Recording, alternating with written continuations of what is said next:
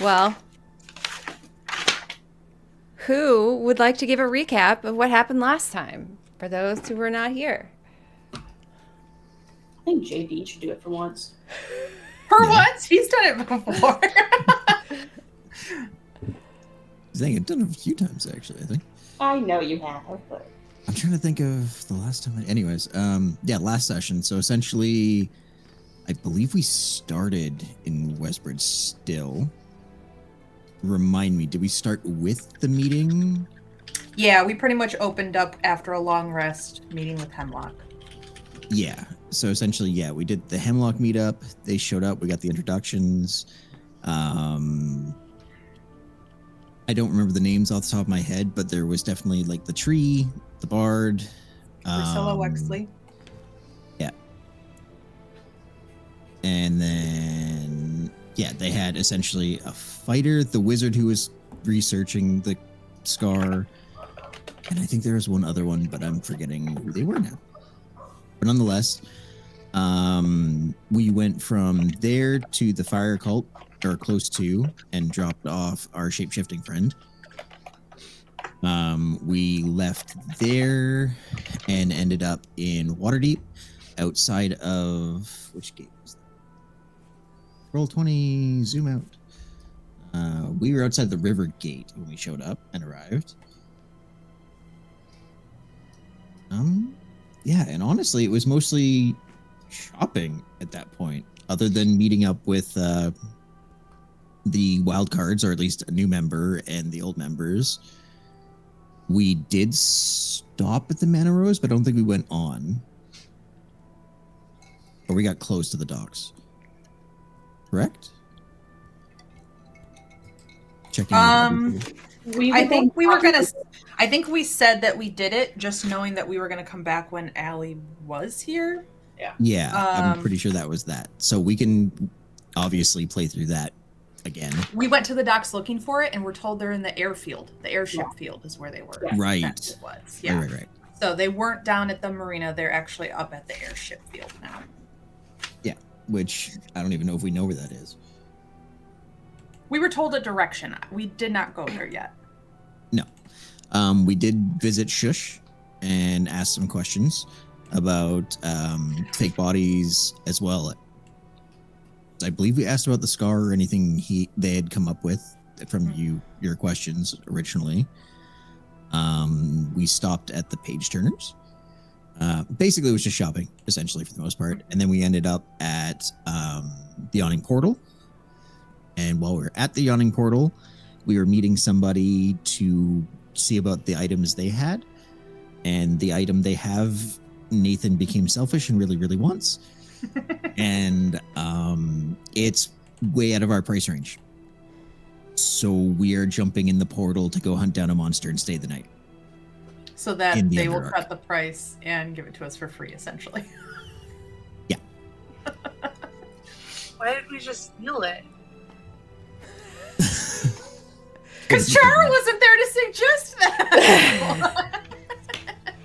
But also, we stand to make a No, I buttload of think money I off think this. It was because this was one of Jalester's contacts, and we weren't going to sour things. Yeah. But I do think we didn't have any of Chara's chaotic presence at the time to even consider such a thing. Do we? Yeah. I don't think we even know what it is, do we? Not really. It was a but it's cloak. Megan Nathan. described it a little bit. Okay.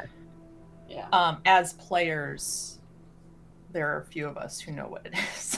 And I think the price we were offered was like 15,000. That was already $20,000 Like half or price or 20,000 something like that, off. Yeah. But It's nuts. doing the portal thing, we do stand to also make a butt ton of money. So we're trying to do that as well. And it's only supposed to be 'Cause an we're gonna hour, bet which on we have ourselves. to wait for anyway, because I can't teleport us back for another 24 hours anyway. So we're So we're going to adding stay on the an night, extra kill a day. monster, bring its head back, and hopefully make some cash and an item. Yeah. Awesome, I'm here for it. Let's go. We just have no idea what it is that we're fighting. Because When do Megan's we been ever? keeping that hidden. When do we ever know what we're fighting? Oh no, we're supposed to bring back a specific monster head. We were told it. It's just she didn't have it at the time. So she's had 2 weeks to plan what she wants us to find. Yes. We love it. with that being said, we return to the Yawning Portal. All of you, actually, let's do this music. You all are having some drinks, having some food. The place is starting to fill up. This place is always full of people. Actually, I should probably drop you on there as well. So, the Yawning Portal, it's groups of adventurers, groups of thrill seekers, people of Waterdeep. One thing that you noticed when you did come here initially, it was not as lively as you had witnessed it the last time you had been here.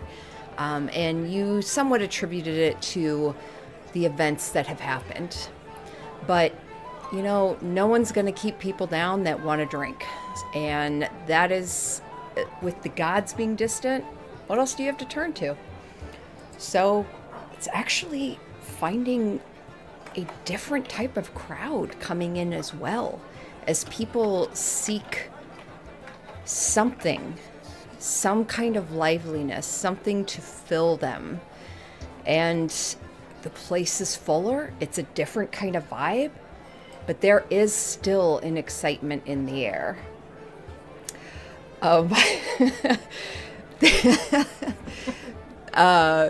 I know, I don't even remember where I found this picture. I had to zoom in on each one of the faces because I was like, this artwork is so good. Yeah, I feel it was like a official Wizards one, but yeah, it was definitely something that someone made, and I'll go ahead and throw us on there. So, you all spoke with the French Onion, Jalester's contact here, who you knew were selling items, and they offered you several items, one of which you wanted to purchase from Nathan. Nathan really wanted. It sounded very interesting. It is quite a expensive item. Because of your contacts with Jalester, they were going to knock off a good amount of gold for it. However, French Onion did advise you, hey, you know what? If you need some quick cash, Yawning Portal, that can always get you some quick money should you return. And they specifically tell you, you know what? I'm not really looking for anything in particular. If you find some kind of monster down there, you all are pretty well versed. I think you will know quality when it comes to terms of monsters. So we'll leave it up to fate to see what it is you bring back.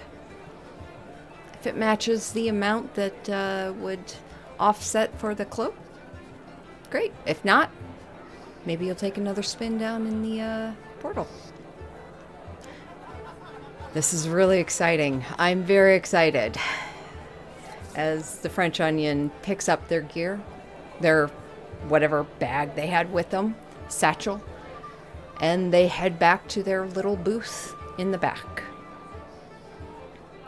You all hear another party being called, and you start to see people cast bets and such. The party, you see them kind of gear up, ramp up the energy in the room as they try and ramp up the bets, knowing the higher the betting, the more they can accrue if they come back alive. As you all are here in the tavern, anything you would like to do as you wait for your name to be called? Before I forget, we did send one of the wild cards out to spread the word to bring more people into board betting as well. That's right. You did.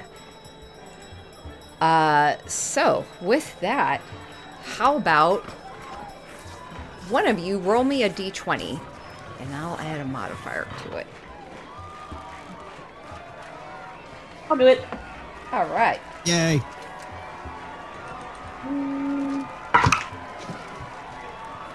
Two. Chill. Great. As the 20's staring right at me from the side. Side eye. Okay. Can I also do some things to hype up the crowd for us? Yeah. I use my inspiration to have that roll redone. Do you want to give away your inspiration? You can do that. Yeah, absolutely. Okay. Oh. Natural 20. Shut up. Oh my gosh. Nope. You gotta love it when an inspiration is worth it. Okay. You watch as, and unfortunately, I forgot the name. Your little wild card that, thank you. I assume one of you had it written down. Because DM was bad. Oh, actually, I don't think you gave us a name because I never gave it. We never. I think Wonderful. We immediately asked. We knew he was a wild card, and we immediately asked for Terrence. So Terrence and Oh, that's right. they Terrence did. actually are the ones here with us. So Terrence is the one out starting the work. Perfect. Perfect. I forgot about that. Also, real quick, Tempo, you are the only one I don't have access to. What is your health points? 107. We love that question. Right? That's such a good question. That's great. I'm above things that have a 100 hit point. Yeah. That's great. That's You fantastic. don't need to know DM. There's no reason for you to. You're breaking That my doesn't make immersion. me- No, just kidding. That doesn't make me want to go put on more deodorant or anything. Okay. So, Terrence, with a natural 20, you watch him weaving in and out of the crowds. He knows exactly who to go to as a crew goes down, starting to lower into the portal, this pit. And you see him go up to a group of people that are currently yelling, trading money, and you see them turn their attention. Ignore him at first before they seem to catch on to who he is, and he points over towards you all, and the group looks at you, and you see them start to nod and talk amongst themselves. Terrence just bounces from one group table to the next, and you see him gathering coins and immediately starting to spread them from group to group, starting with a penny and growing it into much more. This kid knows what he's doing as he starts to light the crowd up. Anyone else want to add anything to that? No, he's got it. Got it?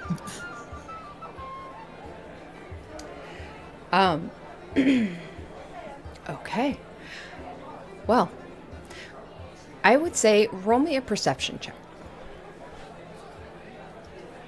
Everyone? Yeah. This is just general crowd Natural 20. listening. 23. 17. Yeah, 22 with a natural 20. Nice. I have this new dice that I swear was like loaded because I've been rolling it all day and I haven't gotten anything lower than a 17. I just got a 2 for that perception. It's Nathan's. Yes. Fate knows. Fate knows. Excellent. What did you get, Tempo? I didn't. 12. 12? Okay. Okay. So, the majority did incredible. you all hear whispers of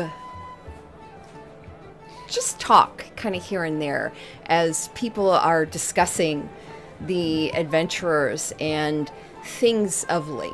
You hear discussion of things going on in the world, of a gathering of powerful individuals. You hear of the leaders of Waterdeep gathering with other entities to attend to whatever it was. People still don't know generally what happened, but you hear a lot of rumors, people making guesses of what they think happened to the gods. Some of those conversations turn into very deep philosophical, almost depressing type discussion of what happens next without the gods. The world is going to turn. This is the apocalypse. Like, some of the discussion can be very heavy. But you also hear about conversation of adventuring groups that have gone into the Yawning Portal. There's an entire wall filled with framed pictures drawn and painted of adventuring groups that have come back, survived. And each of them, they're displayed kills of what they've come back with. And you hear the talk amongst you. Recently, there haven't been as many coming back. There's not a recent date on the wall. It seems like either the skill has kind of dwindled amongst the adventurers, or maybe they've all been called away to other things. But yeah, the general talk just seems like more and more people go down, but not as many come up.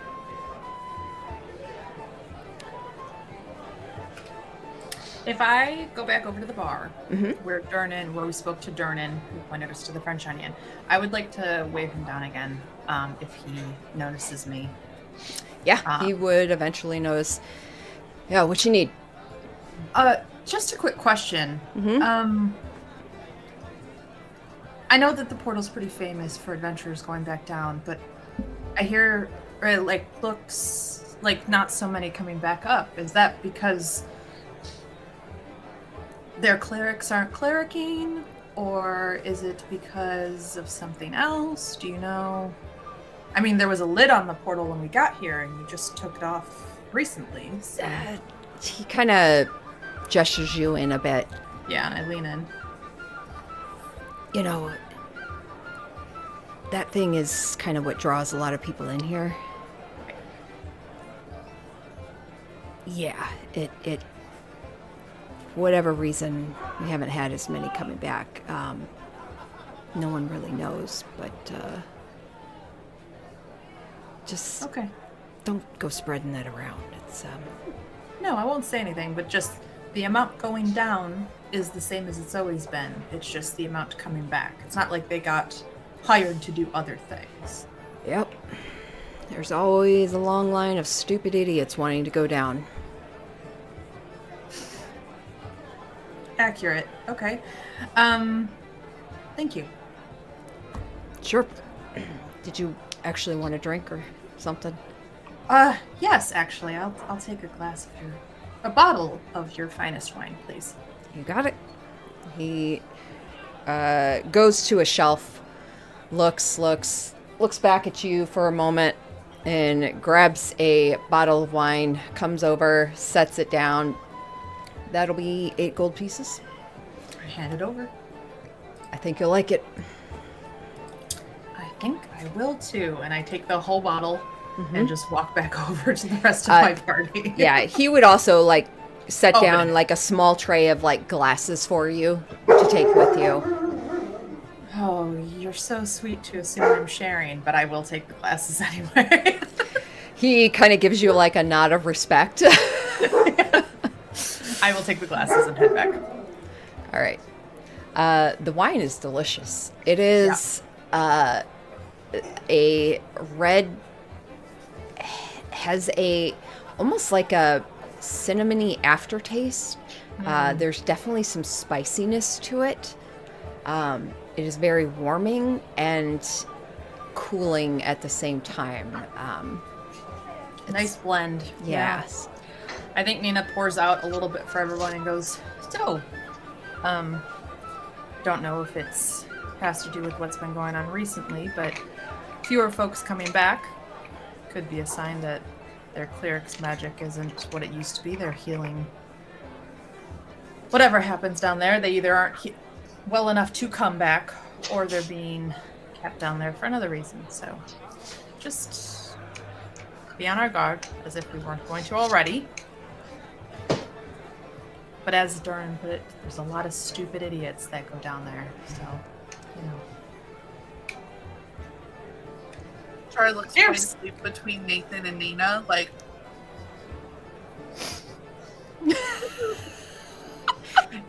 Oh, and Char wasn't here, but it was as much Nina's idea as Nathan. So in this case, they are both the stupid idiots. Yeah.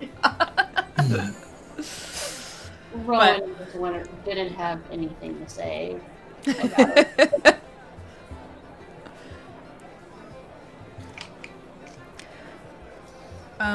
Well, we can head down. There's also the airfield if y'all want to go see Hestava and Parsoness first. Can hold down the fort here. Keep an eye on our tabs.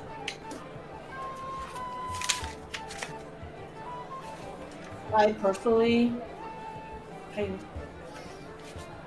I don't want to have any distractions for what we're about to do. I want to focus on this, think it through a game plan. It gives more reason to survive. All right. yeah, Rowan and I are in agreement. We've got big fish to fry. There are fish down there. That's what I hear. Big ones. Is it like an ocean? It's the under, right? Like, what's lower than the ocean? Oh, I always thought there was just more ocean under the ocean. More fish. I guess so. So, I had a thought. I don't know if it'll work, considering you are all the magic people. It's not really me. But would you have a way of locating the biggest pain in the ass monster down there without us just wandering around looking for it? Could look tasty. Maybe. Because I figure the quickest we get down there, find the big monster, kill it, then we can just go hide somewhere for 24 hours and teleport out. I bet you there's a spell for it. I mean, divination is a pretty wide subject, but I can't say that I know it. I mean, we've used things to locate objects before, but this isn't necessarily an object. It's a living thing.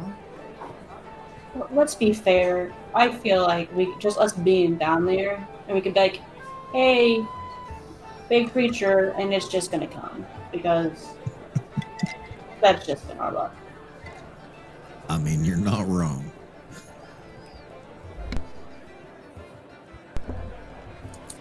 Fortunately, that's something that I have prepared to be able to do, or specifically calling out a creature. I'm communing with the spirits. And Char will be like seemingly looking up into space, like not actually paying much attention, but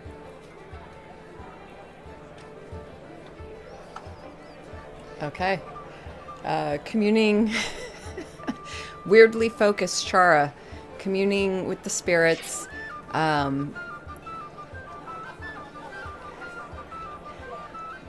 long are you going to do that for? For roughly 30 seconds as Okay. I try to figure out if I can do something to help us Got it. locate. Okay. To commune with my character sheet. Communing with the School of Divination spell list. Oh,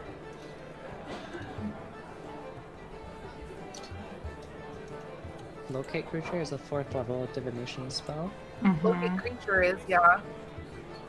But I need a name of creature that's familiar. Or a specific creature of the nearest kind. But again, you still have to know it. So, Oh, okay. I got it. Nina. How much time do we have? I mean, I think we get to choose when we go down there. I think as long as we do it before, what, midnight? Why don't we I think ask? Call her name, don't they? Oh, sure. Well, why don't we ask Shush what the biggest, baddest creature is in this area that we're going to?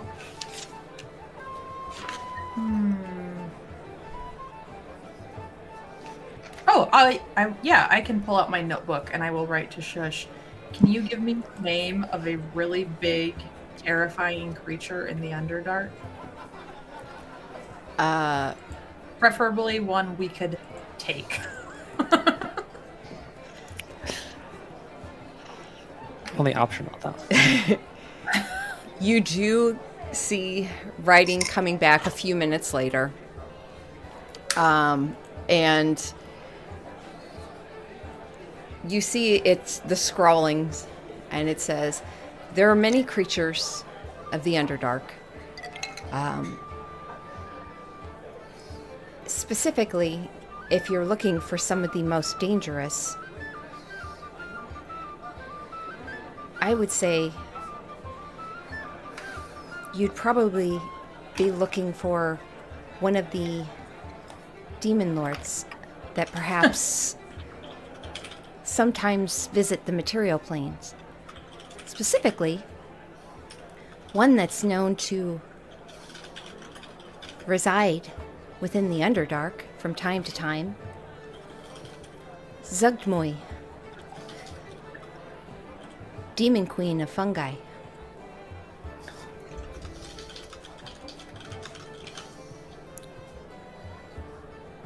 Also known as the Lady of Rotten Decay. I don't know why I'm talking in a high-pitched voice. That is how Nina reads Shush's handwriting.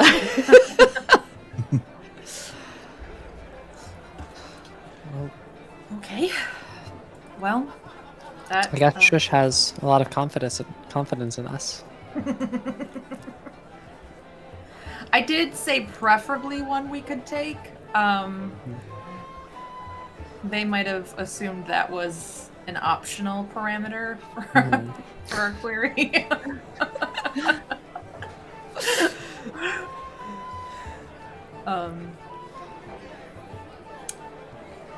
I mean, I think we know that there's demons coming out of the Underdark. It's what we just saw at the last cult, right? They attacked us. So I think Shush is probably right. Any demons we come across, that will probably be a pretty impressive creature head to bring back.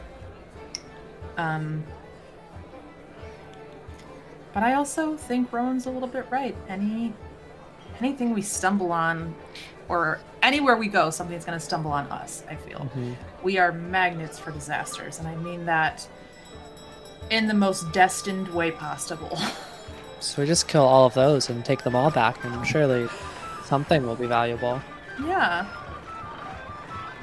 I like. Yeah.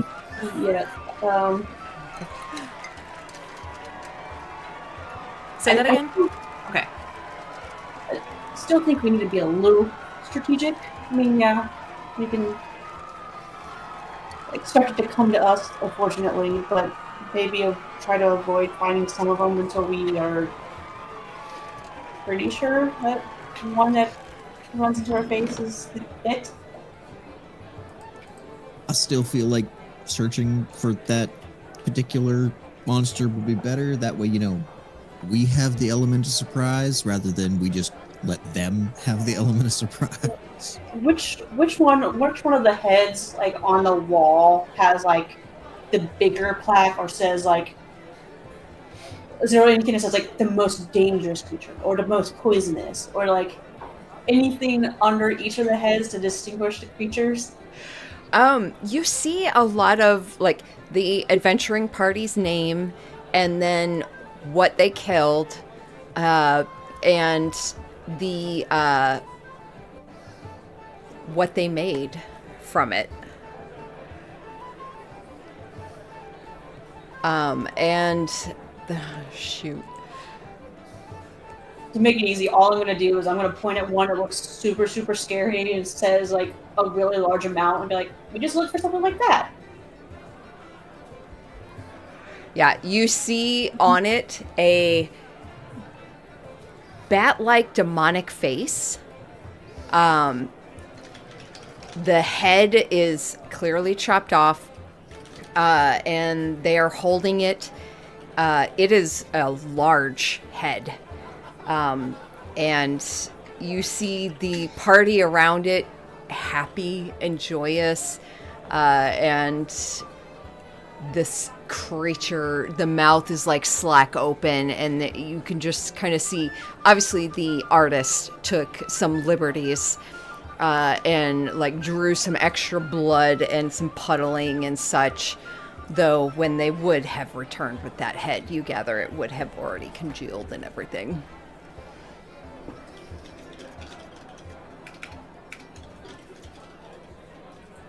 Is it just me or the eyes kind of, are they following us kind of thing? Yeah, it's pretty creepy. Okay, and Chara will like snap back into her body. So we have a couple of options. None of them are great as far as trying to look ahead. First question. Does Waterdeep have a zoo? Nope. Okay, what about an underground, underdark Creature exhibition. This Sunday at the Expo Center. I'm curious to see where this is going. They do not. Most of the monsters that they are able to pull are dead by the time they are brought back up. This makes sense. The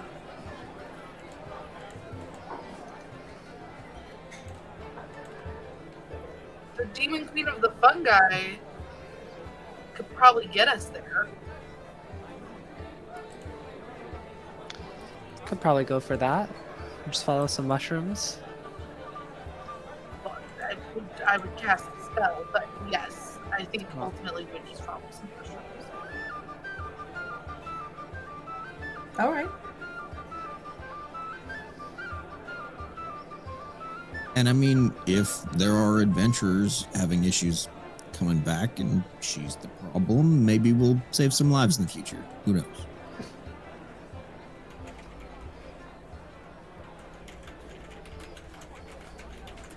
Okay.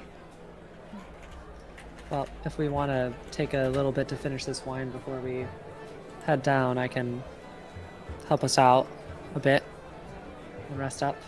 I can cast Aid and then short rest and get the spell slots back.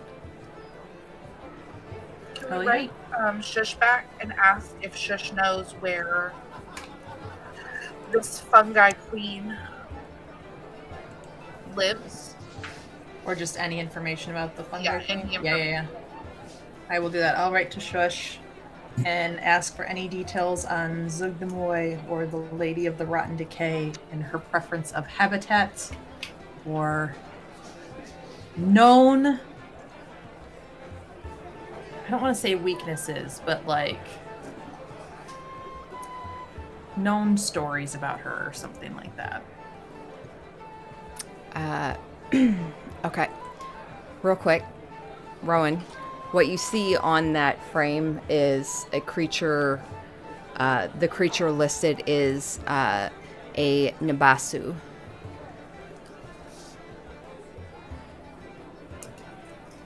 And Nina, what you get back is you see in quotations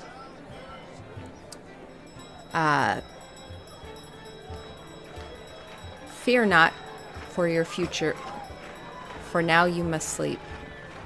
In Zuchtmoy's cradle your body shall sleep, your flesh a fine banquet of delicate food. Your gift to the lady shall nourish the brood. What bursts from your leavings and grows from your nave shall feed you from your ruins and fat from your grave. And you see this, Shush writes, a traditional lullaby song to those in Zugmoy's cradle.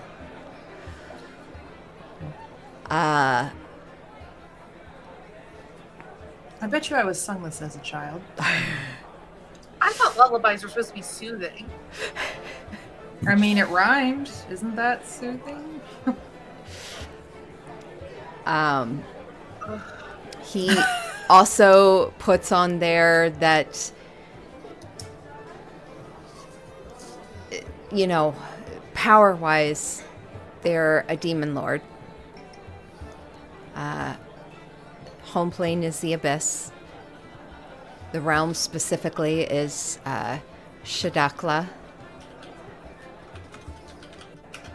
Typically, from the material plane, other than mushroom species and fungal species, druids tend to worship Zuchtmoy.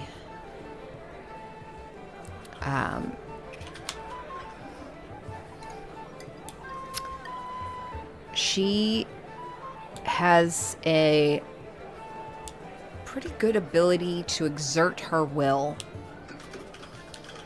over her servants and growing her numbers.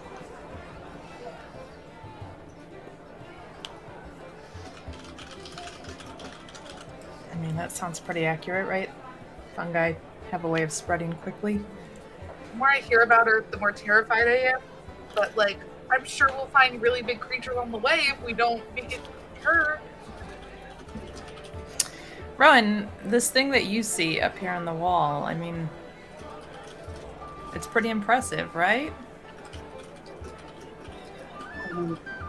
Looks like to me, I'm kind of freaked out by it, to be honest. Because I every time I move, I feel like it's all staring at me. So, you know, how Is it dark like was the is it like the creepy goblin things that have been chasing us in the cults? That move when you're not looking at them? You asking me? I think Nina's just like voicing this out loud to the table. Yep. Creepy goblin things in the cults? Do I remember this? that moved only when you weren't looking at them? It was when we found the Nothic. Were you with us when we found the Nothic?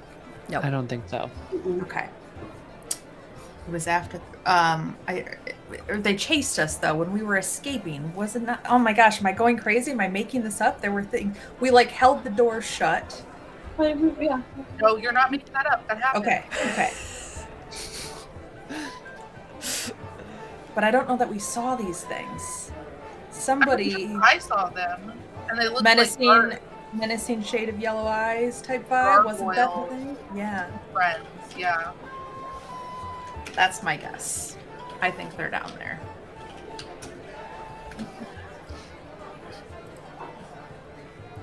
By the way, with aid, everyone can mark their hit points up 25 hit points, Hell, Heck yeah. including Ollie, and that'll last for 8 hours. So that's my both hope is that- temporary and max, right? Yeah, it doesn't count as temporary. It's just your maximum hit points increased by Okay. 25, and you get that 25 worth of healing, so you can get temporary hit points on top of it. There's no Okay. overlap. That's okay. That's nice. Nice. I love aid.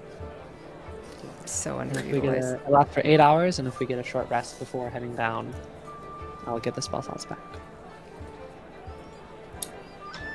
I think we could plan for either one of these creatures and be okay. I think the demon queen sounds like one more headache we probably don't need to incur the wrath of, but we're already playing with that fire as it pertains to other recent events, right? So, yeah. Plan? No? Is anybody feeling like we're gonna survive this? I So, think we'll survive. so we wanted to go in, try to find a creature as soon as possible, kind of thing, and then survive the other hours. Or- I That kind was of my feel thought process. Yeah. I kind of feel the opposite. I feel like we go down there, we find some place to hunker down safely, sleep so that I'm back up to full capacity. That way, if we get this creature, then immediately need to leave, we can. Because otherwise, we're going to be hanging out down there with something that could attract attention. How long does your aid last for? 8 hours? 24. It lasts for 8. But at any point, I can cast it again, and then we can take a short rest and re-up it. What time of day is it now? It is. It's a great question. Where did you leave off? Every time that bell You know goes what? off, I know. speaker is, I'm like, what? We'll say it's about 4:30. Yeah, that sounds about right. So yeah, we probably should kind of maybe venture in like we do with the cult a little bit. Try to find a spot to hunker down and Yeah, I think either way, the boost helps even in our scouting purposes, because I have no doubt we'll at least come across smaller things in our search, too. Is our plan to teleport back up here? I would assume so, because we'll need to bring the head back in for verification and get our winnings, right? Makes Did sense. we already put all our money down? I think that was something we did last session, but Okay. depending, I think it was also dependent on what Megan decided the betting / however it worked. Terrence would have taken a gold piece from you. So if one of you wants to mark off a gold piece, with a natural 20, he has roamed the room, and you know the game of taking a penny, going to different people and increasing it. Like, he has increased it just on word and tale alone, and knowing how to work these crowds. So as you say that, he comes back to the table. All right. You guys good to go? 'Cause I'm Just about. telling you, the betting pool is hyped on you all. Like, really hyped. This is gonna be good. You all have to come back, right? I know you can. I mean, he looks to you, Nina. You fucking pulled me out of there. When I was falling in, I thought I was dead. I know you all got this. Mm-hmm. And of We course, got I'll this. get That's a the plan. part of it, right? Percentage? Just small. Oh. Just smidge, you know, just off the top. I'm sure you'll be paid accordingly for your work. You see him, like, kind of slick his hair back over to one side. All right. I'm gonna keep working the crowd up while you're gone. Antes can always go up. Ah, Okay, do we want to leave him with a little bit of extra gold in case antes go up to continue betting? Like, I know we had actually talked about going like all in last time. Yeah. Listen, if What we're do gonna we- do this, we go all in. So like we give him a bag of 500? Do you want to do 1,000? What are we talking to him to turn this into like 15,000? I was gonna say we came up to about 2. Is that what we had? Okay. Together, I think I think so. last time. okay. So 200 or 2,000 gold pieces? 2,000 gold. worth of 2,000 gold and gems, I pieces. think. Is that all of our money? All of it? I don't think we factored anything you have on your person into that calculation. That was just what we had in the crab after shopping along with our personal. Whatever. Yeah. Yeah. But we did not take yours into account. So if you have anything on your character sheet, that was not included in that. Okay. Is everybody else putting what's on their character sheet in? I think so. At least I was. Pretty much. Yeah. Do you want to run through the math real quick? But there's no shame if you if you want to keep some of yours either. That's not zero peer pressure to bet your life away right now. Mhm. So we have 365 gold in the plus another 125 gold because it's silver. And then so 123 gold for copper. Okay. Yeah. I and have- that I was- could have put in 40 I gold. have 400. Okay. I have 100 gold and then 800 gold of gems. That's right. That's where So- that big number was coming from. 900 Yeah. from me. And I didn't even include the platinum that's in the crab. Okay. So we definitely at least have the 2,000. If we want to go higher, we can. And then I have 400 gold. Now, you and me, Chara, I think we talked about this. We purposely did not include yours or mine because of the fact we need it for Revivify and things of that nature. Revivify is the diamond. So, most of my stuff is in diamonds. Gems and things. Oh, mine is in mud. Okay. I just want to make sure that that's. Yeah, Char's rolling in it. I mean, technically, I have 610 gold outside of the diamonds as well. So, Yeah, this is not including my. yeah. I think let's just call it 2,000 because that's an even, safe number to work with, and then Doesn't bankrupt us. doesn't bankrupt us if Terrible. things do go south for whatever reason. We're Okay. on the city's payroll though, so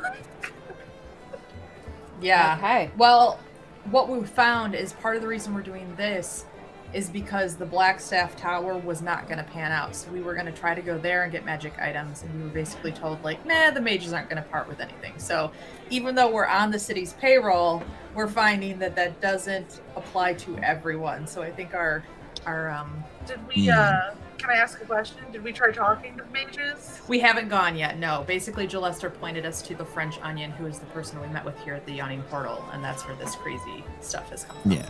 Essentially, the Black Tower is its own thing.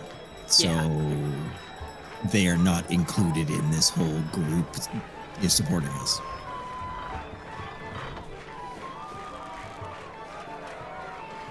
I would be interested in talking to these mages. Which you would kind of know just from general history of Waterdeep being a well-known city. The Blackstaff, the leader of that tower, and of this mage tower, they are specifically known for protection of Waterdeep. That is what they do, and bringing up mages that protect Waterdeep in certain ways, whether it's from incursions or, you know, red mages that happen to be trying their hand in the area, things like that. They very much, that is what their main function is. So when you start talking about the rest of the world, Blackstaff in particular will always allow Laura Silverhand, the Open Lord of Waterdeep, to take that on. And Blackstaff just continues to protect the borders of Waterdeep. Gotcha. Okay, so their focus is strictly on water. Yeah. Gotcha. Okay, I still would like to have a conversation with him at some point. Actually, can I flag Terrence before he runs off with a huge sack of gold? Yeah, you see him like kind of wrap arms around it for a moment, testing its weight. I knew you all were going to pay off at some point, but holy shit, this is... Wow. All right, well, I'm going to go off. Oh, what did you need? Terrence, Yeah, you have a way of finding information, right? yeah. Yeah. I wouldn't ask anybody else. And I'll slip him up. Oh, yeah, he's got his hands full. So I'll like slip a little pouch of like 10 gold pieces from my whatchamacallit, and just kind of drop it in his pocket and say, I need you to find out more information on Blackstaff. On Blackstaff. Yeah, where does he hang out? What does he do in his free time? Mm-hmm. Who has he recently been meeting with? Anything you can find out on him. Yeah, that shouldn't be too hard. Well, for starters, it's a girl. Awesome. Yeah. Kind of scary looking, but beautiful too, you know, in a kind of way. But yeah. No. Sorry, that might have been offensive. I wasn't going for that. Just, you know, she's kind of really powerful and... Anyways, yeah, I'll find out what I can. Thank you. Yeah, absolutely. Also, he kind of leans into you, Chara. Anything you want me to pass on? Do you know? You know.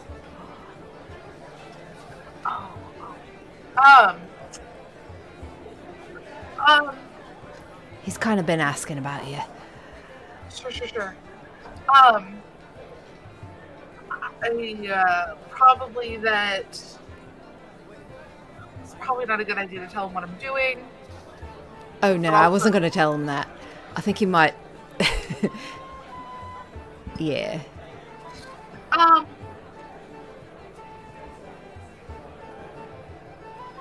Joe, you can keep the secret, right? Yeah. All right, well, keep it as much of a secret as you can, but tell him we're doing a little quest to get some more items. A what? You're doing a what? A quest. A quest. Oh, gotcha. Got it. Okay. Or that'll go super well. What? Oh, nothing. You just enjoy telling them that you're doing a quest to the most overthinking man I've ever met. Well, I'm not gonna lie. So we're doing some errands. Perfect.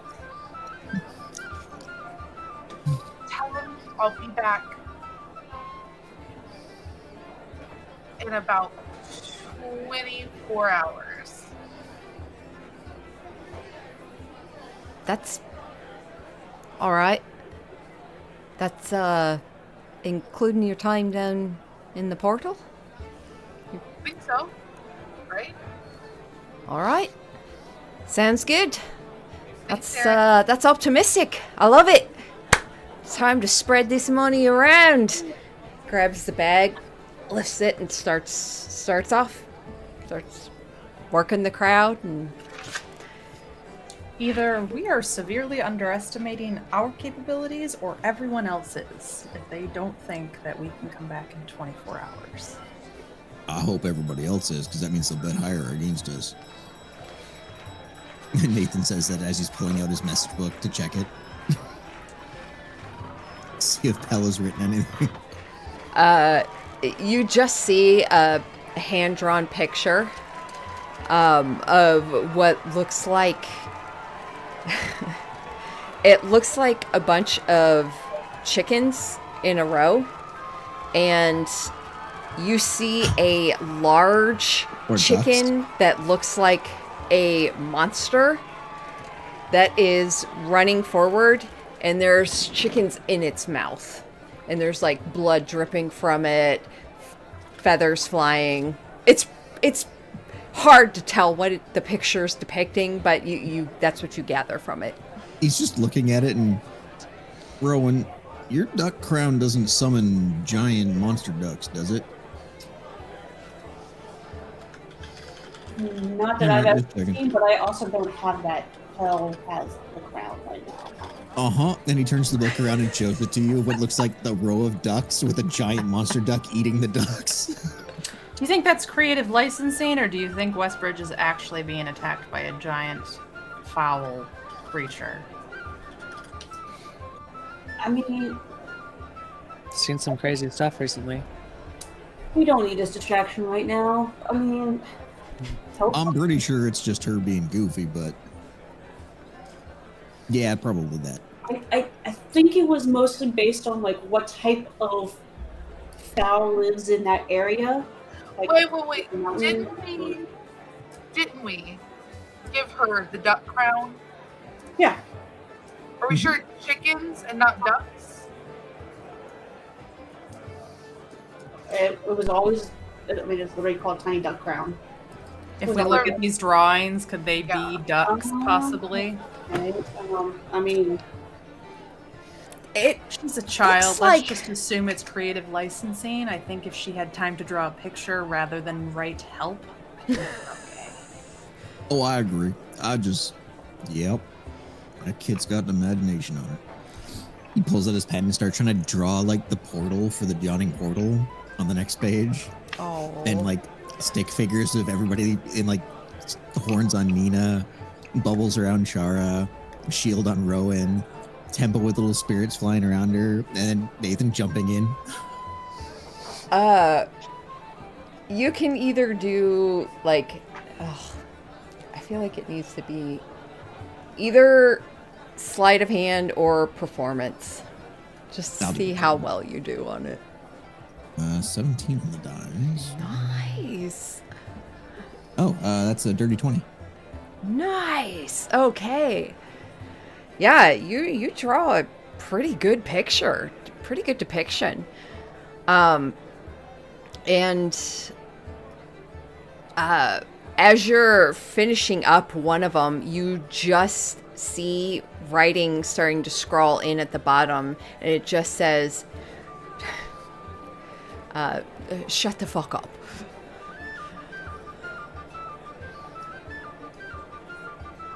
No. Goes back to drawing. You just see an emote that's like a shocked face.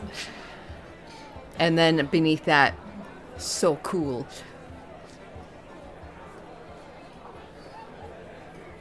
This kid.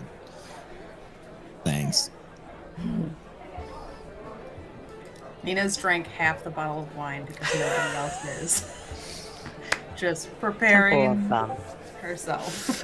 Oh, man. Roll a Constitution. If you're at half the bottle by now, saving Nathan, I guess throw. looks over and probably like, sweetheart, I don't want to have to carry you down there. Constitution saving throw, I have a 28. Okay.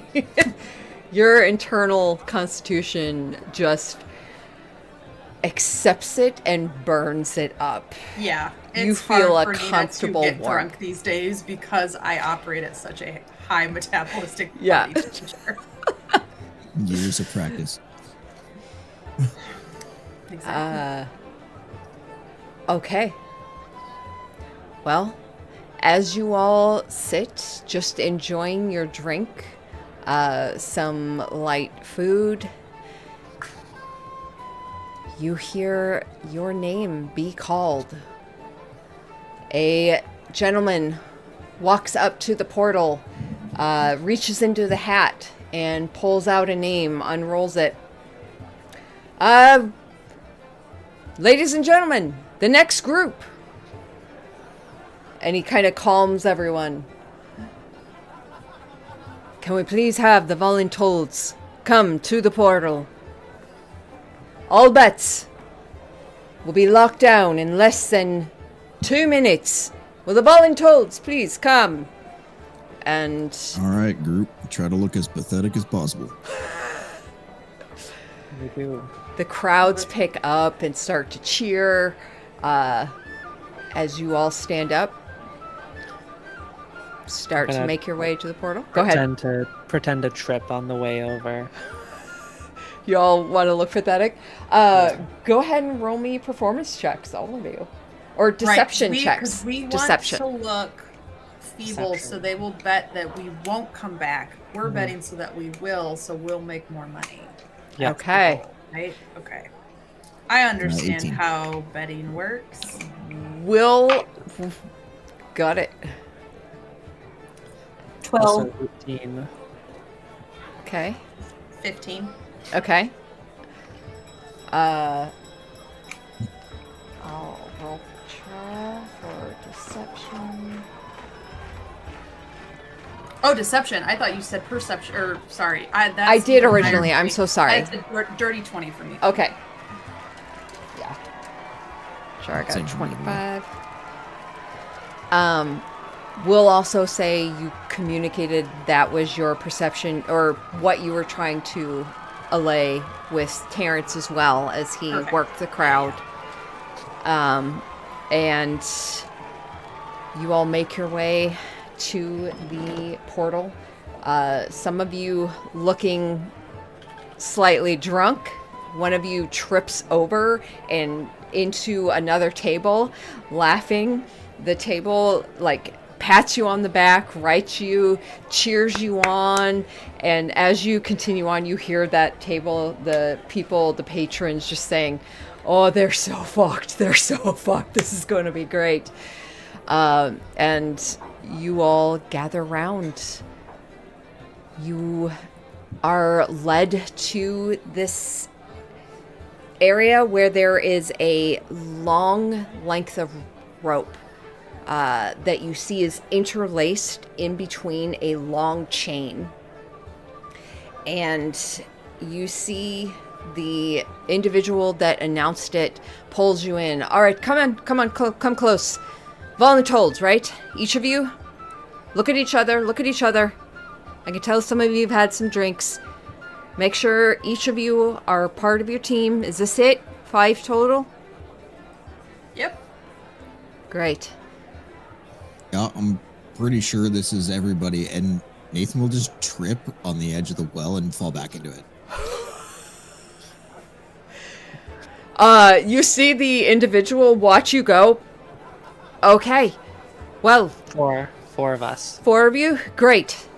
So, just so you're aware, betting has been high on your group. So, if you all come back with a head of something, glory is going to benefit all of you. You all will get your faces on that wall, and I can tell you this is one of the biggest. This will be one of the biggest takes we've had in a while. So a lot's riding on it. I know you all are looking pretty drunk, but here, and you see him reach into his cloak and pull out a like a little file, and he hands it to one of you that he thinks looks the drunkest, whichever you rolled the highest. It's probably me or Chara. Like, we're pretending just to, like, I have the empty bottle of wine and I'm swaying slightly and everything. Yeah, he would hand it to you. All right, I need all of you to kind of shape up. Because Is this our odds? fucking Terrence. All right, everyone grab onto the rope, and he takes a step back. Good luck, and may glory find you.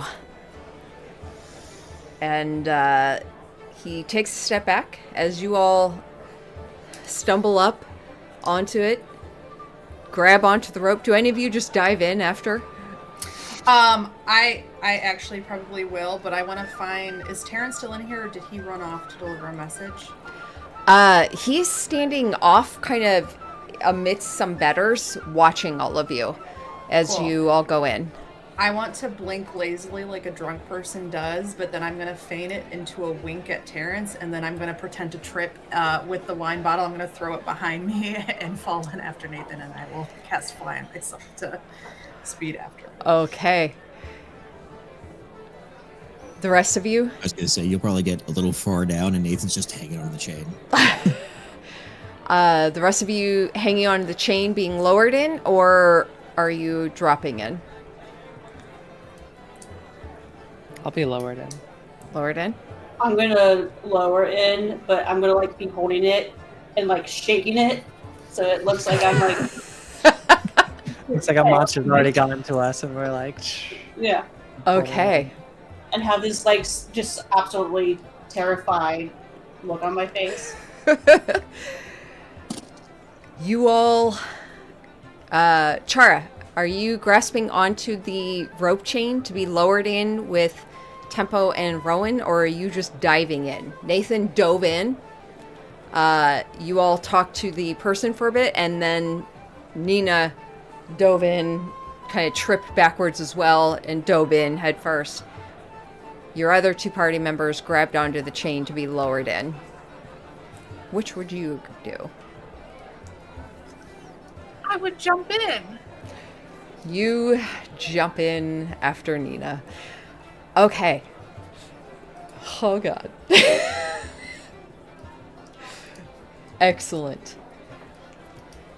You all start to drop into the depths of the Underdark. Oh, God. Let me turn that off. Okay.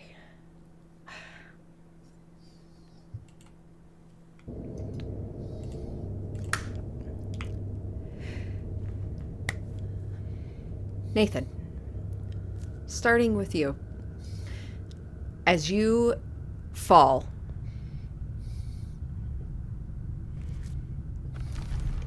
knowing you're going to make a grab for that chain, I first want you to go ahead and roll me an intelligence saving throw.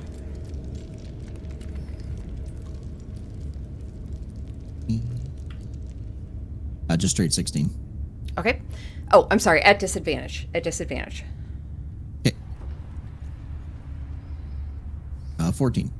14. And then go ahead and roll me an athletics check.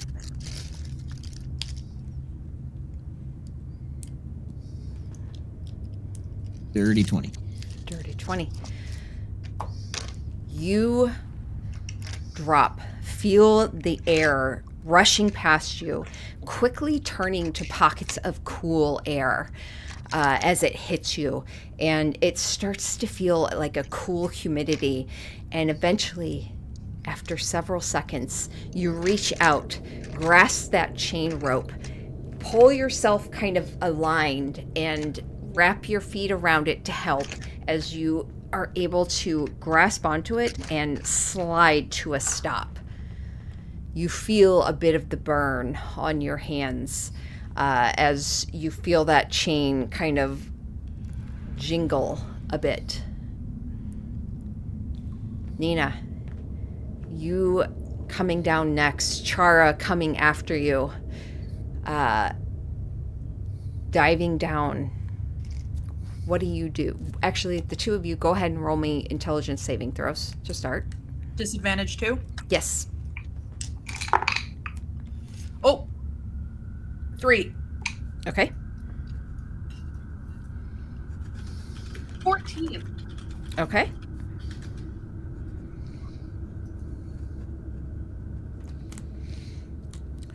And you asked what we were doing. I cast Yep. fly on myself. Cast fly on yourself. Chara. Fallen. You're falling. Nina, you cast fly on yourself.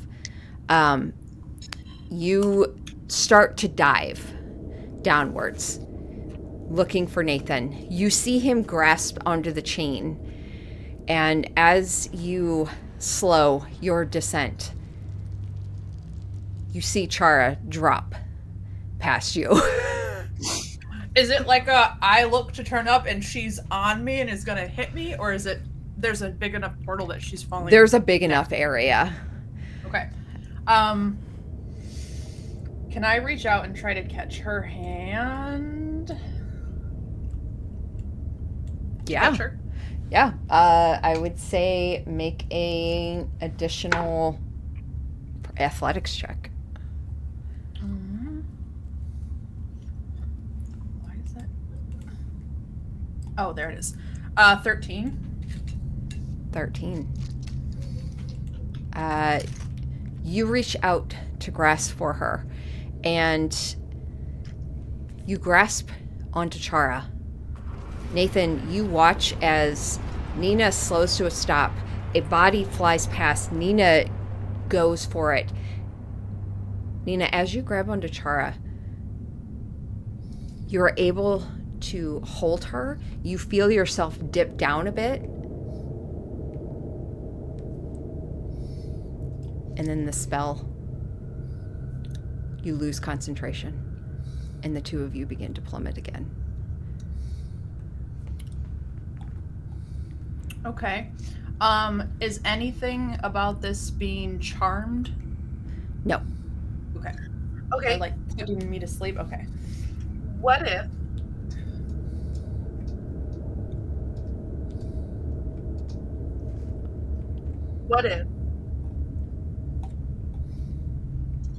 can I take someone with me with Misty Step, or is that teleport? That's just you, I believe. Yeah, I also have Misty Step. I'm not worried. Do we how far away is the ground? Yeah. You are not sure. However, if you would like to cast Misty Step, once you see that ground coming up, I'm not going to deny you that. Can I just cast fly again on us both this time? I have her hand already, Mm-hmm. but it's gonna potentially lose concentration again. Yeah, let's just do Misty Step. I'd rather lose a low level than a high level. Okay. Charles, look for the ground. Get ready to blink. And by that Air. I mean Misty Step. Rushing past you. You feel your hair flying past you. And as you see that ground, this dark shadow starting to get closer, build and build, you cast Misty Step, and you roll immediately forward out of it onto the ground, rolling to a stop. You say in reaction, Nathan probably is speed sliding down this rope now. Okay, speed sliding down. Rowan and Ellie. The rope is lowered some. You notice it's a very slow kind of descent. You see the other portion of it slowly being raised up behind you, as it's kind of like this ever-moving chain when they do it. How do you two wish to descend? Do you wish to go at the speed that it's being lowered, or do you also wish to slide down? I assume they have a plan when they jumped. You guys look also down do into hear the Nina call out darkness. "fuck" as she loses concentration on flying. Oh, that doesn't sound good. Oh, Should we, also, Ellie and Rowan, go ahead and roll me intelligence saving throws at disadvantage. Mhm. 11. Okay. 5. Okay.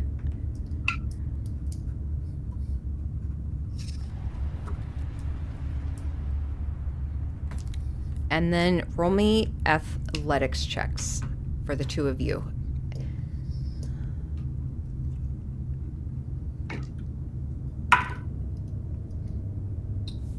Dirty 20 for me. Okay. 10. 10.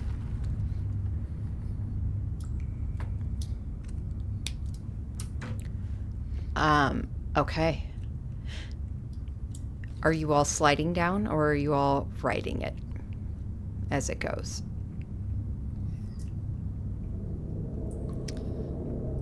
As I'm you not hear really Nina's voice trusting call out. my ability to slide down very well, but I will follow Rowan's lead.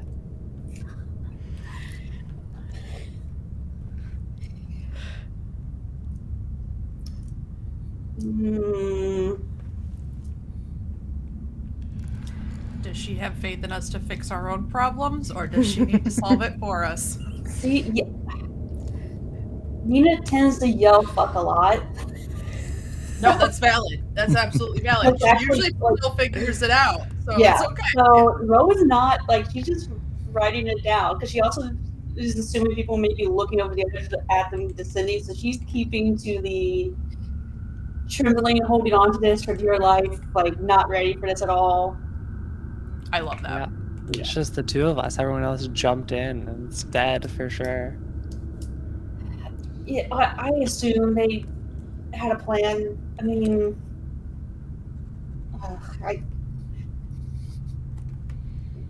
it'll be fine. It'll be fine. I think so. I think it'll be okay. Okay. So just As carry you on. say that, Tempo loses grip Oh fuck! and drops into the darkness below.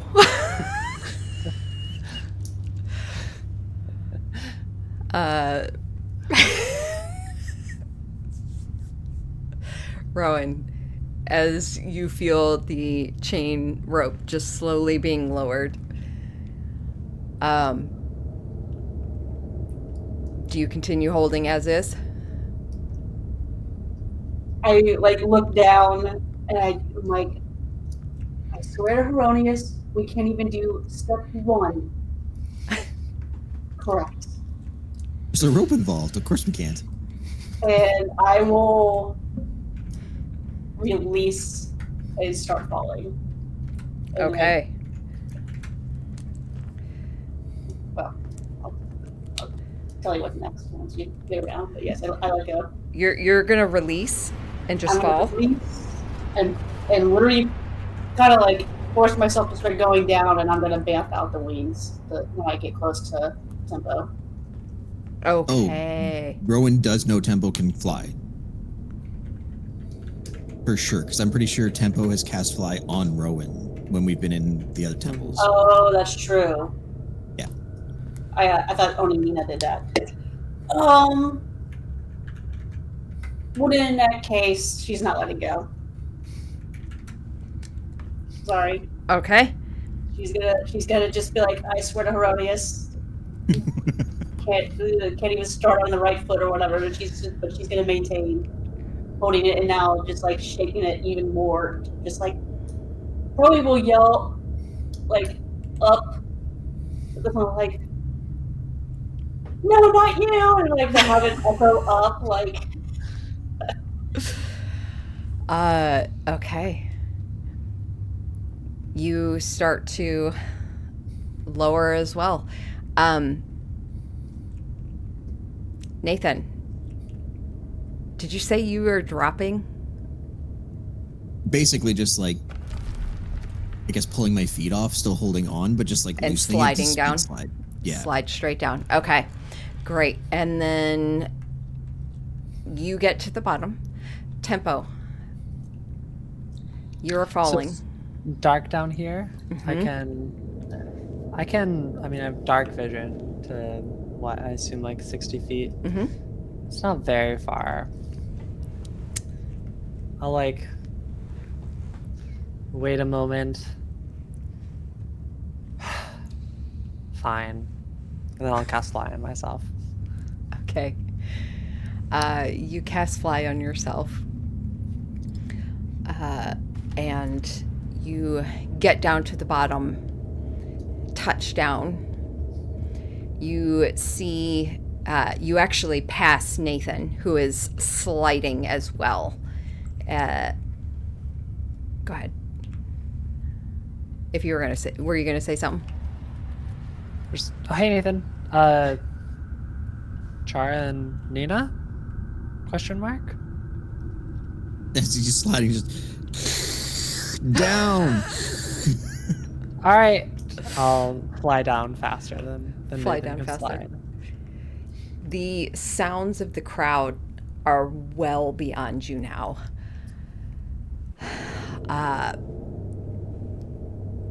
You all drop down. Tempo, you touch down onto a ledge of a rock that extends forward a ways, where you see Nina and Chara dusting themselves off, standing up, and you see Nathan then, a moment later, sliding down, feet squeezing to come to a stop before he steps onto the ground. Well, that was odd. Something fried my concentration for a minute there. Is Felt everybody something okay down weird. here? Sound off. We're good. 1, 2. All right. Slippery chain. I don't know why they made it so slippery. Maybe Yeah, that's it why felt no a little bit one's- like sabotage, right? Yeah, maybe that's why no one's coming up. They made the rope slippery. I bet they knew the rates that people came up, and they sabotaged the rope and started betting against people. Rigging it. Yeah. Nathan just looks down. Are there bodies all over the ground? So, as you step onto the ground, you immediately hear the crunch of bones and decaying and dried skin and ligaments as you realize many adventuring folk found their glory vastly cut short by a climb that some might consider a sheer drop. I bet which it that's is. what it is. I bet that's what it is. That's fucked up. That is really fucked up, actually. You That just hear the continued chunking kind of movement of the chain as it continues to lower. Rowan? You hear a very distant voice of Nina. Rowan. I'll just like look down. Look like, I'm coming. Just checking.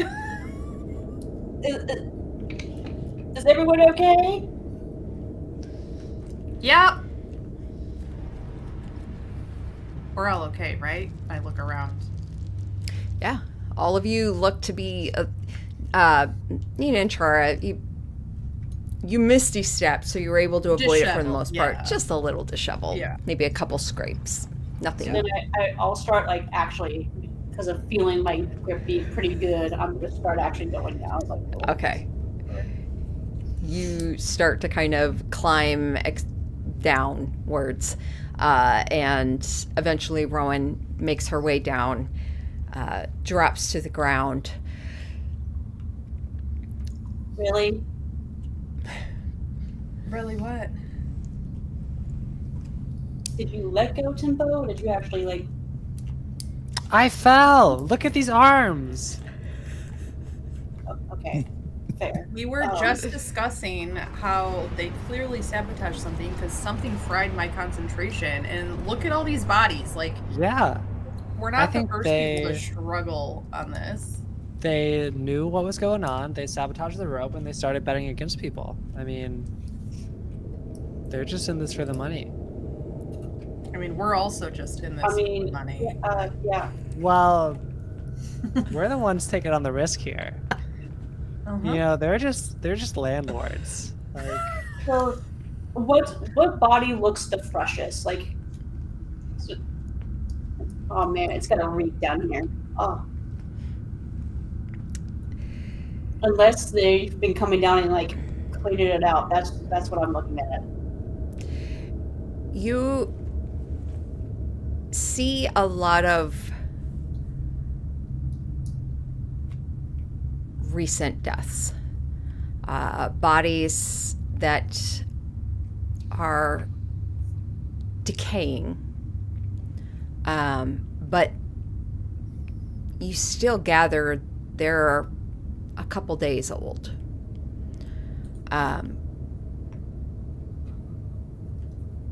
Nothing that looks like possibly one of the groups that would have landed here within the last,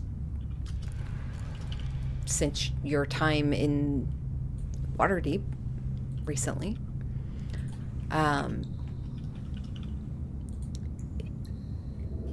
You all kind of look around at this cavern, this tunnel that moves forward. You don't see the whole of the Underdark yet.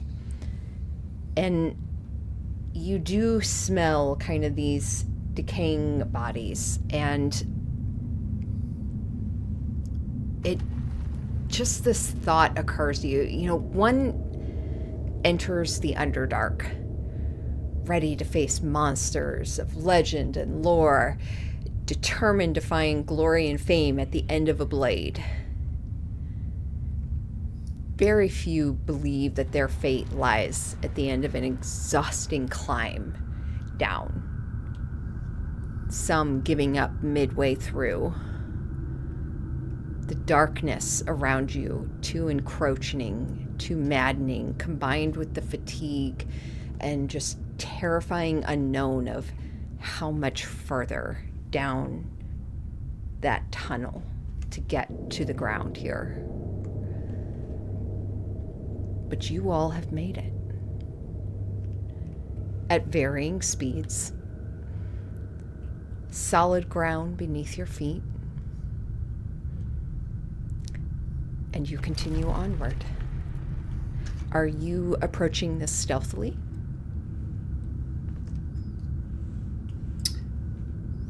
Probably.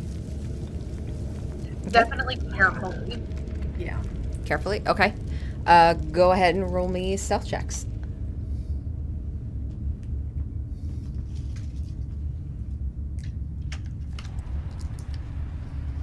$24. 24. Okay. 7. 7. Great. 12. 12. One sec. Natural 1. Great. For 3. Wonderful. Let me pull up Nathan's. Someone want to roll me a d20 and I'll just add his modifier. That's a natural 20. Okay. Yeah. So, natural 20, natural 1, some mediocre rolls in there. You all wind through dark tunnels for a little bit of time, probably about 20 minutes or so, it feels like, as you are walking along. And finally, this tunnel opens up into this wide expanse of cavern with distant glowing lights cast from far distant sources, soft with hues of purple and blues, orange, yellowish light. At the edge of this fork that splits off in several different directions, you see a lump of kind of silhouetted, what looks like rock. But as you near, you begin to see some form and movement shifting atop it. And those of you with dark vision, as you get within 60 feet, you see a small frame that drops to the ground. from a rock stump. And you hear a somewhat scraggly, strained voice. Hi there. I'm Waffles. You want to answer some questions? And you hear from just behind, stick to the script, stick to the script. Oh, right. And you see a short goblin female with light green skin, dark freckles, vivid red hair that's pulled into like several messy pigtails. She lifts an unrolled scroll of paper, and another goblin, kind of an older male, with like dusty brown skin, a large curved nose, yellowish eyes, that stands just behind the rock stump, pretty poorly hidden. And the female lifts the scroll up. All right. Greetings, adventurers. We, the Denzians of this vast landscape, wish to welcome you to the Underdark. My name is Waffles. Would you be interested in participating in a focus group geared precisely towards adventuring folks like yourselves, so we can better understand why surface walkers have such high And she kind of turns her head, turns back to the goblin, and just, What's that word? What's that word right there? and you hear like this mumbled response back. Aspirations of violence towards those of us who reside deep below the reach of the Daystar.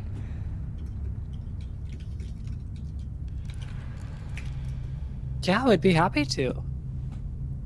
Really? Well, of That course. was If you're willing to easy. put in the effort to figure out what's going on. I mean, I don't want to speak for everyone, but I mean, I'll stay here and do the survey. Yeah, this seems real interesting. Yeah. We got some time to kill. Go for it. Great. All right. And they look at the scroll for a minute, look up at you, look back, I don't know what we're supposed to do next. and you hear the older male goblin just go, Line 11. Line 11. Oh, okay. Wait, does it not usually get this far? Do most people just leave? Where's their civic duty? Well, I'm not exactly sure. I'm still in training. My trainer over here, Merkel, he's still in here. Now stick to the script. Stick to the script. Come on, line 11. Sorry. Sure. Sorry. If adventurers become violent, run away and good luck. and you hear that voice behind again. No, that's line 19. Line 11. I think that was your answer for what happens when other adventurers they become no. violent and they run away.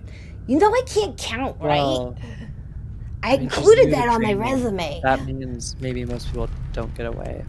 Yeah, that's my thought. Yeah, that's tough. I turn back to the goblin. You're doing great. Okay. If you are truly interested, we welcome you. Please enter through this door. And they gesture to a door off to the side, which looks like just a simple wooden door built into a rock face. Do these people seem truthful in their quest to better understand adventurers, or is this a trap? Roll an insight check. I would love to. I would like to give Timbo the help action as I'm sitting here at the front with this too. That's a big 12. Okay. You know, Waffles, they seem like they have a job that they are doing, and Waffles, you get the idea that they're not too smart. They're reading from a script. As far as she knows, she's being honest with what she's being told to do. I'll turn back to everyone. I think these people are legit. I mean, I'm all down for improving like infrastructure and public knowledge. And like maybe we can make it seem like not all adventurers are terrible assholes. Yeah, I mean, we're not. Usually. Rowan visibly kind of like jerks a little at Timbo's statement of that because she just had a flash to the guard. Not familiar. Also, there's free ale.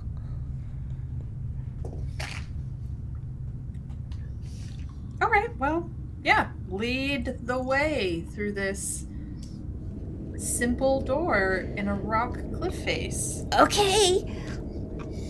They roll up the scroll and hand it back to Merkel, And know that if this is entrapped, line 19 will become relevant.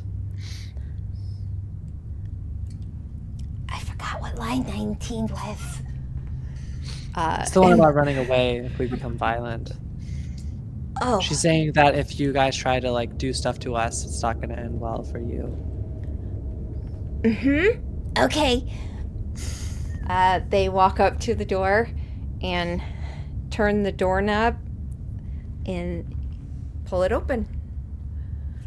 Do you all enter? I'll go in. I got a 3 on my intelligence save earlier. I'm not feeling very smart about this. What the hell are we doing? Sure, why not? We're improving public knowledge. Okay. Like Nathan said, we got I feel time to that- kill. We're I down feel here that- for a while. I feel this personally. I went to a shopping center recently, like today, and at the metro there was a little QR code that I scanned that was like survey to how the like county should improve the walkways and bike lanes and stuff in the area, and I was like, hell yeah, I'm all for this. Doing your civic duty. Yeah. Okay. This really does feel like hell now. Solicitation immediately. So, Yeah, we skipped the Underdark and went straight to hell. No, I can't go to hell. I'm wanted there. That's what that intelligence save throw was. It was just like the barrier into another plane, actually. okay. You all enter through this simple wooden door built into this rock face. And you enter into a dimly lit room with a single lantern hanging from the ceiling in the middle. There is a rickety table just off to the side with a plate piled high with these sweet looking pastries. There is a stack of cups and a couple pitchers filled with frothy amber ale. There is a door on the opposite side of the room, and it opens as the door behind you closes. And you see a middle-aged goblin with black hair slicked back, dark green skin, wearing a pair of wire spectacles, black trousers, a white button-down shirt, and this like pinstripe vest. He comes strolling into the room with a clipboard in hand. Well, well, well. Some sensible adventurers at last. Welcome to the focus group. Take a seat. Get some refreshments. Have a pastry if you would like. Let's get this started. And you see that there now are a circle of chairs. Sorry. Just in the middle. I'm gonna I will pass get a on it. pastry and some ale. I'll pass on it, but I will take a seat. Okay. Yeah, I'll just sit. I'm not touching the food or drink. Same. Yeah. Okay. I'm touching them. Tara How do the sits like pastries on seem? the edge of her seat. Yep. Okay. Do the pastries seem like stale or like they like freshly baked? They seem very freshly baked. I mean, these guys. Sure. I mean, more for me. The All right, ale tastes pretty good. Almost tastes like home. It is a very earthy type of ale, seemingly something that maybe sat in a barrel for quite a while.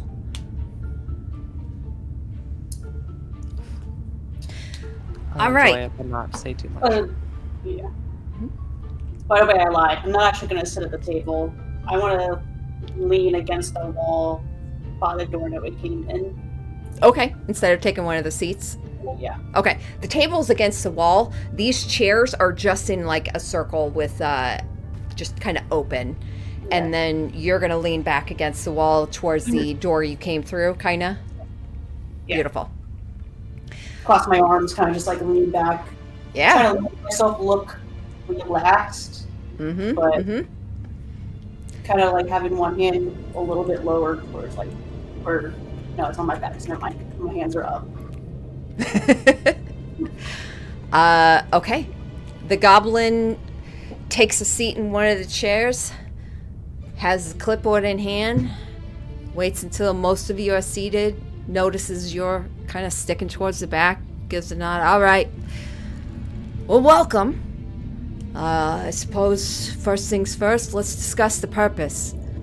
Purpose of this focus group is to gain a deeper understanding of the motivations, beliefs, and justifications that surface adventurers hold when they enter the Underdark and commit acts of violence against its inhabitants.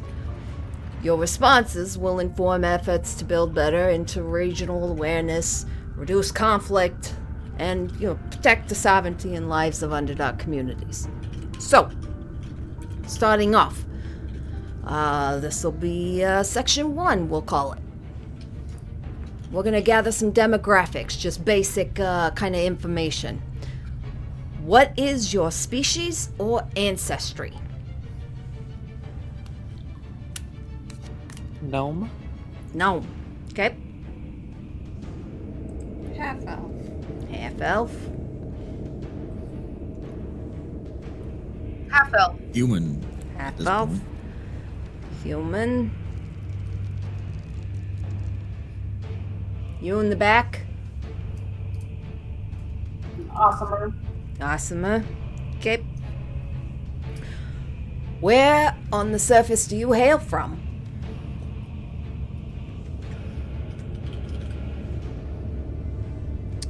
The High Forest? High Forest. I think that sounds right. I've heard of that. You told us. I think mine was Milltown. Liza cannot remember. And if you don't recall where you come from, we're more or less looking for, like, is this a region, a city, a kingdom, a village, like small encampments? Small village, middle of nowhere, Northern Territories. All right. Good. Fishing town. Fishing town. All right. Coastal. Okay. Westbridge. Westbridge. All right. What about you, hot stuff?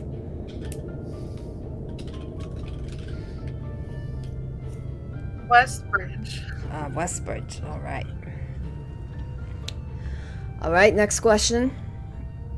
How would you describe your profession or role? Like, are you adventurers, mercenaries, clerics, scholars? We get a lot of different varieties down here.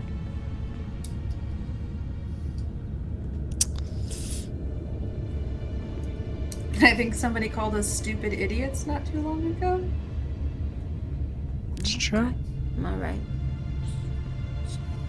So We're looking pretty- at, global type threats. Or worldwide type threats. I'm not really sure what a globe is. So, bunch of That was a fools. flattered there. Just, okay. You all pretty, untrained? Got nothing, like, no magic users? Y'all just came We got a down lot here? of- We got a lot of magic. Magic, okay. Yeah. Alright. I don't know that any of those titles worked, but I don't know that we could give you a title that would make sense either. We are a bunch of stupid idiots who are trying to save the world. That's just the thick of it, really. Okay. That's not the first time I've heard that. Alright. Have you ever formed alliances with Underdark natives? If so, under what circumstances? Well, we recently rescued a drow elf from being held captive by an elemental cult. Really? He helped us a bit. I'd say that was about the only alliance we've had so far, but Okay. What's the name of this drow? It was also Click. we don't know that Click is from the Underdark. We don't know that he's not. That's true. The drow is named Balix. Thank you. Felix. Okay. Got it. Okay.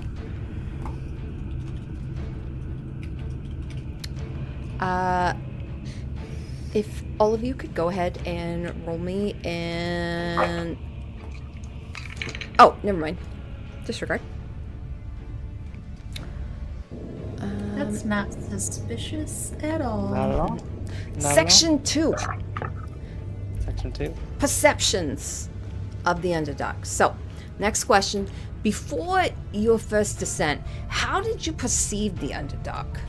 Would you say mysterious and dangerous, evil and corrupt, rich with opportunity, a land of ancient secrets, home to monsters, or fill in the blank? Never even heard of it. Okay. I heard it was like an ocean, like full of fish. Ocean full of fish. Okay. Yeah, I might have said that. Okay. You don't look like you have gills. No, you don't. I haven't seen any water down here. Most definitely not an ocean creature. All right. Okay. Of monsters? Monsters? Okay. That's true. That's true. There's like a tavern up there. Everywhere has monsters. That's true. But like there's a tavern up there and the express purpose is they send people down this hole. I assume that's why you're here. Like you see a lot of people coming down this hole. We do. Yeah. There's a tavern up there and they have like they bet a lot of money on adventurers coming down here and killing stuff, and they give a lot of glory to people who kill a lot of stuff. So, you know, home to monsters and opportunity, that's a common thing up there for sure. For sure. That's definitely Okay. maybe the like cultural norm. Okay, well, the next question was where did these perceptions come from? But it sounds like it's kind of just culturally built in to all of your Yeah. backgrounds and everything, right? Okay. It's a pretty pervasive issue, I would say. Okay. It's called all right. Waterdeep up there. Waterdeep is the name of the city right above here. Waterdeep, okay. Yep, I think we're very familiar with that. Right. So, you know, how has your perception changed since visiting these last few hours? Well, it's not an ocean, that's for sure. Not an ocean, okay. Is that about it? Yep, okay. Wait, It hasn't been very long. We Right haven't had now, a lot of time for our expectations to be subverted. I honestly think we got down here and expected to promptly see a monster that might bite our heads off. So to see you lovely individuals who are just here gathering some information has been surprising. Yeah, there's a lot more government than I would expect. Okay. Are you like part of the? Is there a government down here? Is that what you are? Well, there are forms of government. You know, there's a whole drow society down here, a whole big city that they have. You know, Menzel Baranzan. I don't recommend it. especially, y'all just don't look like you belong there, not in the way that you want to belong there. So I maybe avoid that. Right. I mean, there's a lot of terrible, civilizations down here. A lot of people that want to do violence towards your kind too. My group, we're just trying to bridge that gap, because we're kind of here on the outlands of the Underdark, and we usually are the first ones that are kind of getting, Kind of face the brunt of it. Yeah. Yeah. Okay. So, by bridge, what you mean is you're trying to fast track the adventurers to the violent parties so you can be avoided. Oh, yeah, avoiding us in general would be great. And if you're looking for something particular, maybe we find out what it is you're looking for, and we can at least direct you in that manner a bit better. We've heard of this demon lord. Hold on one second. Like Zookmoy, demon queen of fungi, maybe being around here. Oh, It points to that direction. That'd be pretty cool. Are you fans of her? I don't think anyone's really a fan of her. I think Right. you're either just with her or you avoid her. Yeah, I think we might be the third party there. Okay. Well, we can see.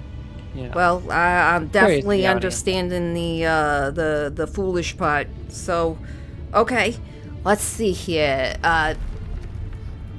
Next grouping of questions: motivations and justifications. What were your primary goals when entering the Underdark? Would you say it was like treasure or magical artifacts, slaying evil entities, religious mission, personal challenge or fame, retrieval or rescue of something, exploration, curiosity, or maybe like political or military orders? No, it's slaying evil entities to gain treasure / medical artifacts for Okay. sure. That's we've got a deal up there. There's a lot of people betting on us. So if we come back with something like scary, the Like head of something scary, Okay. yeah, they'll give us a lot of money, some magical artifacts that we can use to go fight other stuff. Okay. Really, we're just gluttons for. I think we just enjoy fighting. Okay. And like, really, we're willing to make it work for two parties. Like, we're willing to do a favor for someone down here. But also help. Yeah, or if you happen to have a especially evil entity that's plaguing your village, maybe we'd take Sure. care of it to help you We'd out be rather happy to than help. hurt you. Interesting. Okay. So, how do you differentiate hostile creatures and innocent citizens in the Underdark, if at all? If they attack us, they're not nice. Not nice. Okay. So immediate attacking that means bad, right? Yeah. Okay. You guys could attack us, Okay. I think. Do you believe your actions in the Underdark are morally justified?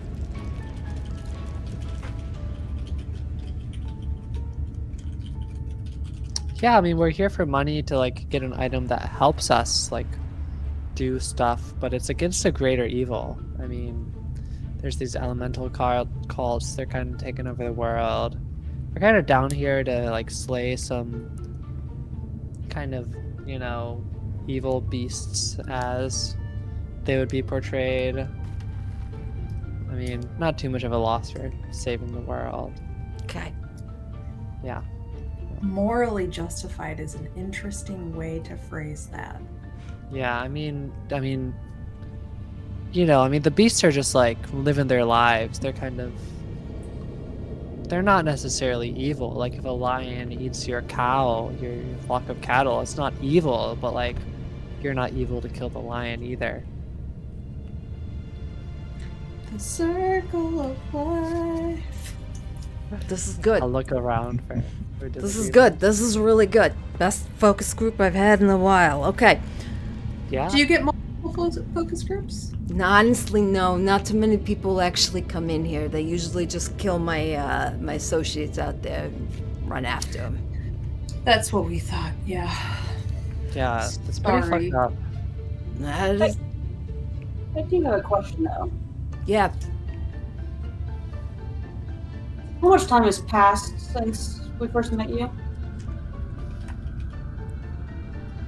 I don't know. Like, maybe about 6 or 10 minutes. 6 or 10, interesting. But I thought I heard you mention what's your experience been like in the hours you've been down here. Mm-hmm. Yeah, that was a strange mention. We haven't been down here very long.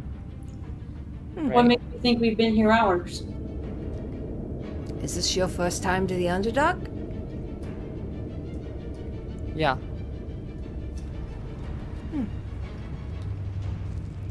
Interesting. Everyone roll me an intelligence saving throw. Normal or disadvantage? Just normal.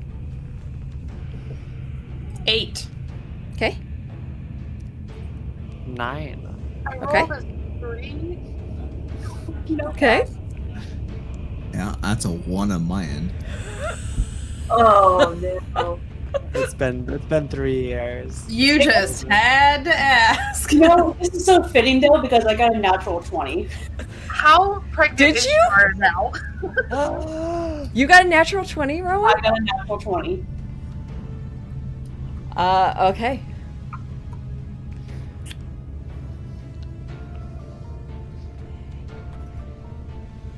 Give me 1 second.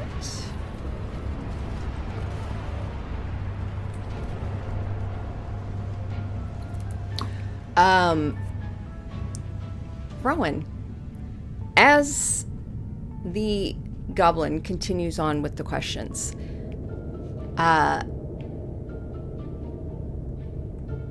you start to smell this odd odor. It's acidic and briny.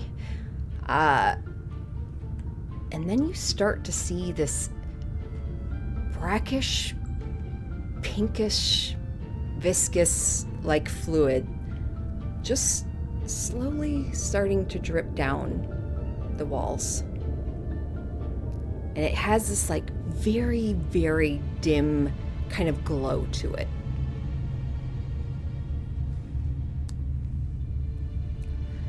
All right, well, moving on to section 4 here. Look, how long is this gonna take? Chara was zoning out before she rolled the intelligence check, like just for clarity.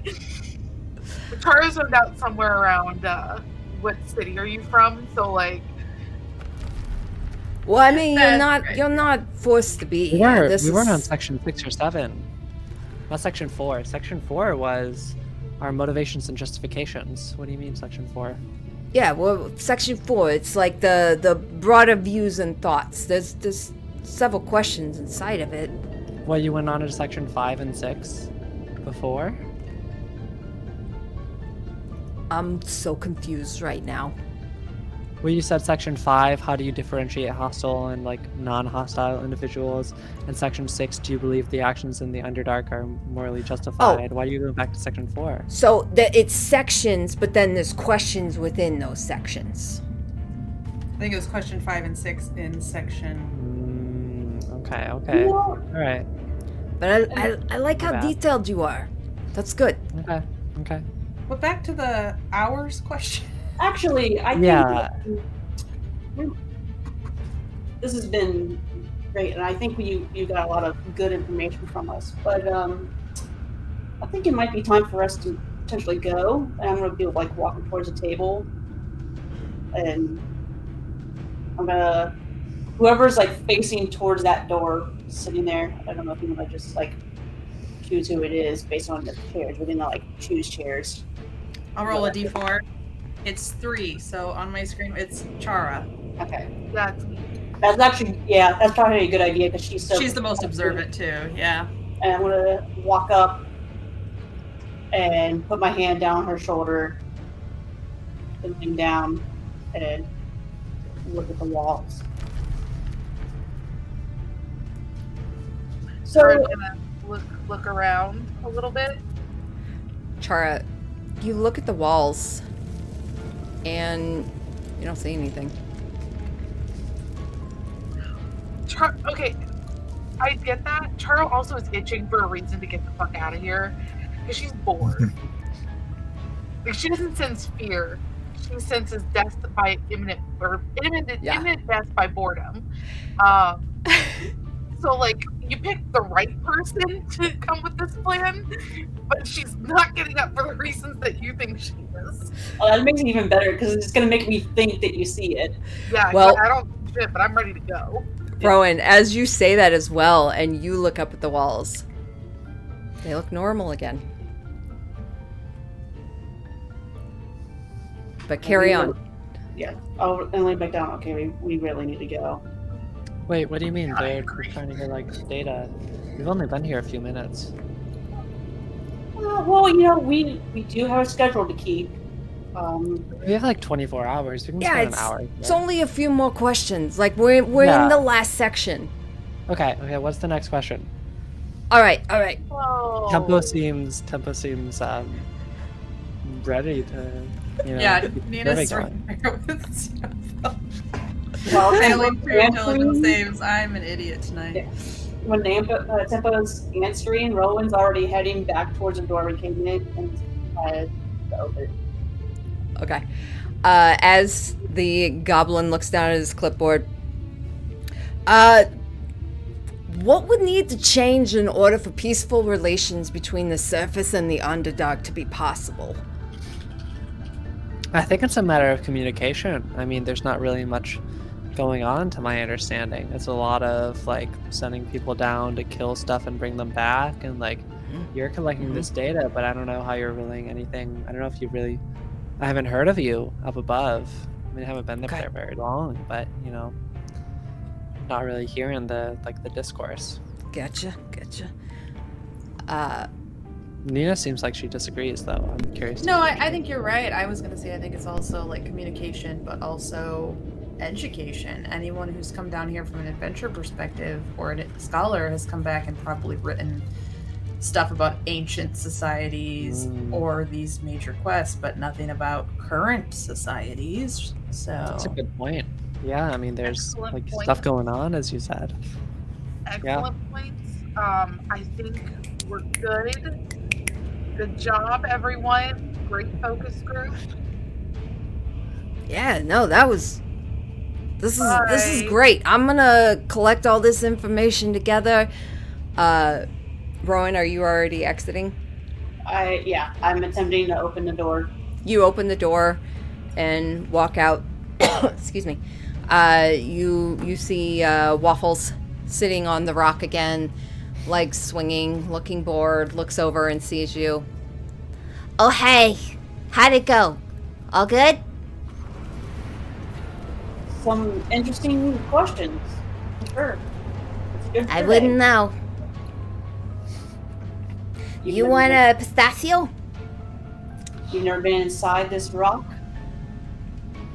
No? She leans back into the door. Get the hell out now.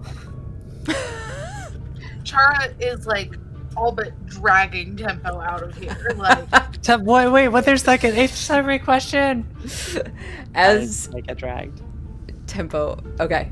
So, Nathan and Nina, what are you doing as Chara starts to drag Tempo towards the door? Just go ahead. no, I was going to say I think Nina is just as clueless to everything going on, so she would probably look to Nathan like, are we leaving? Like, Yeah, he's just pushing his chair back, like, all right, let's get out of here, I guess. We've only been here like 10 minutes. What's wrong? I don't understand. Yeah, we only got a few more questions. There's only a few more questions. Everyone go ahead and roll me an intelligence saving throw. Tempo, you can do yours with advantage. Oh, I would love to. That's fantastic. oh 10. my lot god, that's better. a 7. Okay. 15. Okay. Damn it. 3. Also a 10. Okay. If it's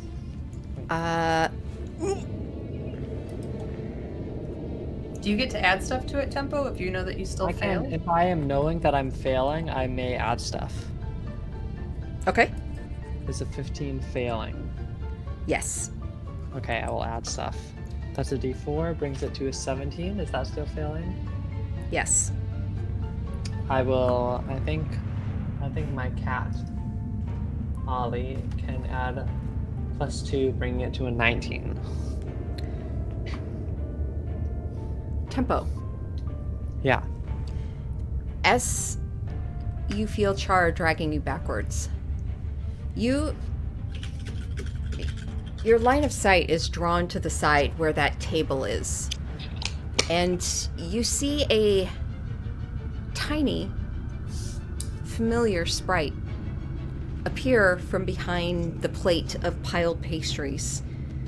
It's dragging a large donut across the flat surface with tiny little grunts as it scoots backwards. It wraps its arms around this donut, and you hear it, and it swings around, throwing the pastry like a discus, and it hits one of the pitchers, tumbling it over. And this pinkish dark liquid spills out from it onto the floor. But it doesn't stop. And the liquid starts to pool across the floor rapidly. And your eyes kind of lift back up to Chip, who you see the wings flutter as it lifts a bit. And it just gives you 2 thumbs up. And then it hikes one over its shoulder. And then they disappear.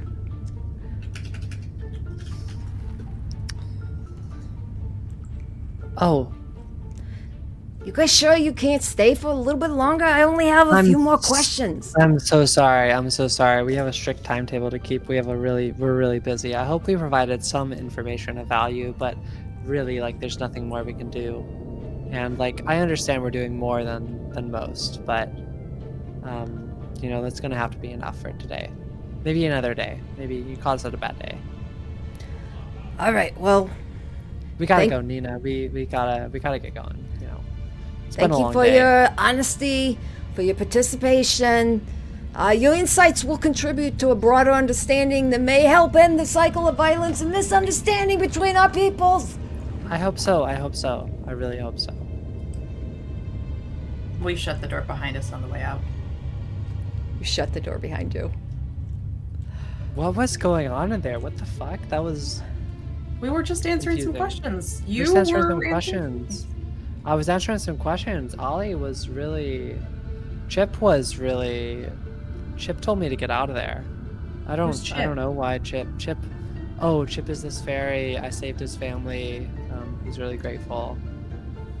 He told you to get out of there? He told me to get out of there. I don't really know why. You didn't trust me telling you to get out of there? Well, did you, I mean, I didn't really get that. I didn't. Maybe I wasn't really like. How much time do you best think it's there. Chip is a sprite, His poor wife. Anyway, sorry. How much can you ask your Chip, like, how much time has passed? I mean, Chip. Is Chip still around? Chip is gone. It's kind of hard for me to really communicate on like a one-to-one basis. It takes a lot of focus and time. Pull out the sending stone to Jalester. Checking in. How much time since we left? You check in with the rock. And you hear a voice come back. Say again? Is it a voice I recognize? Sounds feminine. Like any one of the women that were in Hemlock that I met? It just sounds like a somewhat familiar, kind of vague voice. Kind of unpinnable.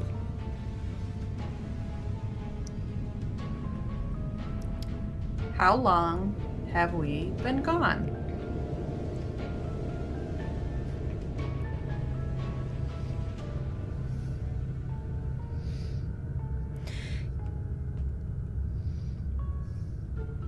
Probably like a day or two. Tempo. I put it away.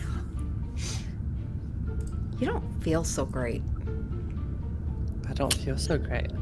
How do I not feel so great? Am I like queasy? You have quite a headache. Kind of like a migraine going on. Sorry, guys, I'm having a really bad headache.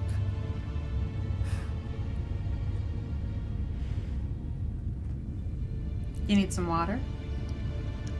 Probably. I'll drink some water. So, are you guys just all going to, like, carry on? Are we good?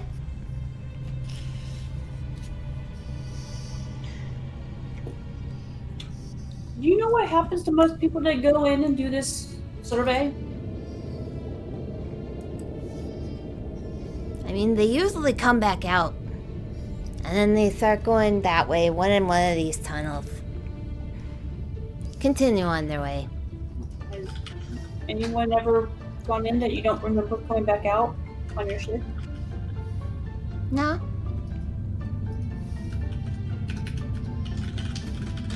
Rowan, what made you so freaked out about those questions that you needed to leave? I mean, other than them thinking we were down there for hours, but I imagine that that's a misconception.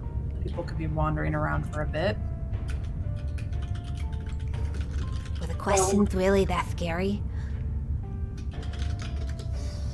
It was more things I started to smell and see, and then not see again. Like, I know this is gonna sound weird, but like, I'm gonna like look over at Waffles for a sec. Like the walls oozing some black glitterish product, like sap. You saw the walls oozing? It was pretty. Wait, why didn't you tell us? Why would they... Ow, my head. Ow. I think she might have been testing the mushrooms. What mushrooms? You see Waffles like look at you for a moment and then like gesture out, and you see just various types of fungi all along the walls, extending into the variant tunnels. You just said she. Yeah? Me? Tempo, come here.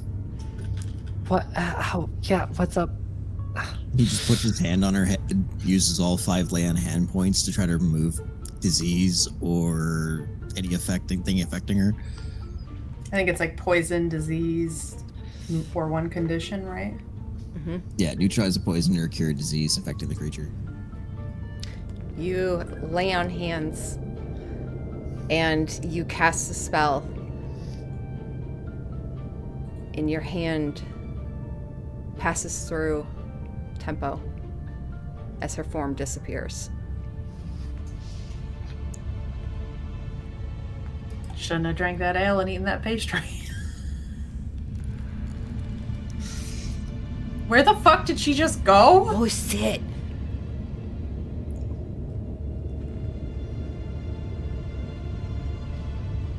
Start explaining, little goblin. I got And trust nothing. me, I don't you know can't anything. run. Who's testing the mushrooms? You hear Merkel from behind just go, It's fucked! Run! And you hear Nope. footsteps running off.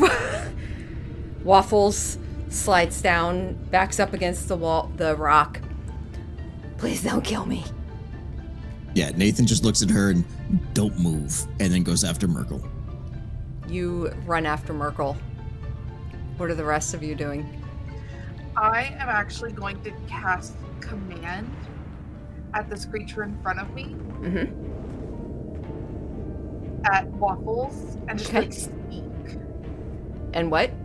Speak. Oh. I need a wisdom saving throw.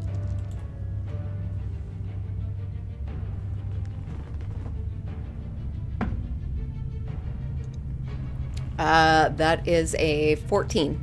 That does not save. Okay. So they do have to, as the DM, you determine how the target behaves. But typically, it must succeed on a wisdom saving throw or follow the command until its next turn. Waffles backed up against the rock, hands up, just says, as you cast that, please don't kill me. Please don't kill me. I will say anything you want me to say. So, you know, a couple months ago, I was just standing in the village and everything, and then I just thought to myself, hey, why don't we just walk across the bridge and see what kind of things we can find? So I did. I walked across the bridge, and there was, all kinds of monsters there. But fortunately, that's where I met Merkel too, and he was like, hey, come on, hide down here. So I did. And I kind of crawled under, we both hid. And he was like, hey, I suppose you'd want a job. And I was like, yeah, I totally do want a job. I need something. I can't support myself, and I don't like my parents. I'm kind of in a rebellious stage at the moment, so I had to get out. So he was like, yeah, well, I got the thing for you. It's just come with me. Can you read? And I was like, yeah, I can read. I can read. I can't really count. And I put that in my resume. I had to submit an actual resume, which I can't really write, so it was pretty short, but I'm pretty sure I wrote, I can't count, but I can't read. So I submitted that, and he took me back, and I got the job, and now I'm here.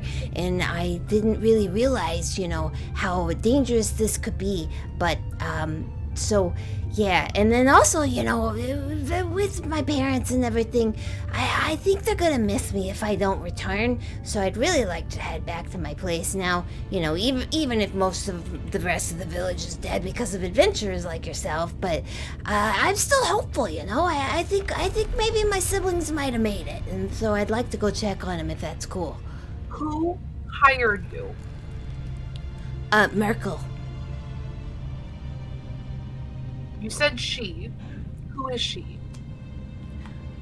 I said a lot of things. I'm not sure which she we were referring to. Tara's gonna produce flame in her hand. Oh boy, this is the run part, right? This is where I was supposed to run, but I can't because I just my legs won't move.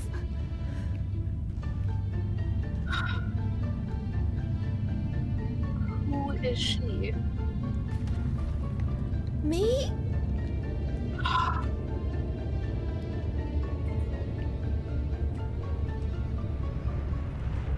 Where's Merkel? I think he ran off. Which is He what I wouldn't was have supposed gotten to do. What'd you say, Nathan? He wouldn't have gotten far.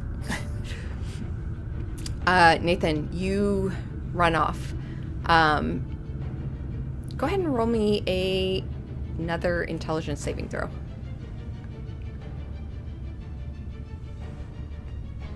Uh, 18. 18. You run after Merkel, this older goblin, darting off along the edge. And as you're running, you see footsteps that he's leaving behind have this kind of pinkish glowing hue. And as you buckle down and catch up to him, as you reach for him, your hand grasp for him, and he turns to pink liquid and disperses into the ground.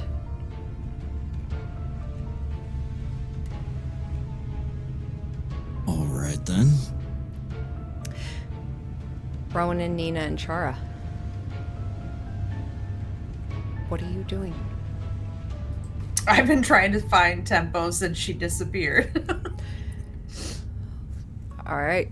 Tempo, did you go invisible? What the fuck? Okay, you can come out now. Tempo! And I like start heading towards the mushrooms that Waffles pointed out. Okay. You head towards the mushrooms.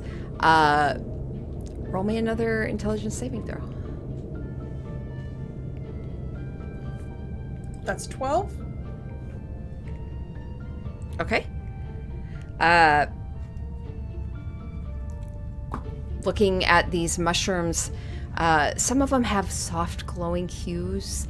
One of them kind of opens up a bit as you come towards it, and you see tiny little spores release before they just kind of drift into the rest of the area. And you just look amongst it, looking for Tempo. You don't see her. Rowan? Guys, I don't think she's being invisible. I turn around to look back at the group and start walking back. Rowan and Chara? Also Nathan? As you're standing there, this pinkish liquid, you feel a hardcore migraine starting to hit you. Chara and Rowan, what are you doing?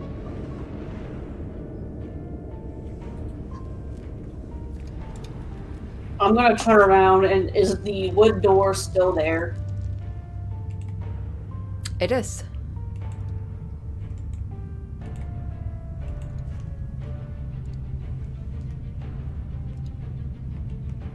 I'm probably gonna go back to that door and attempt to open it.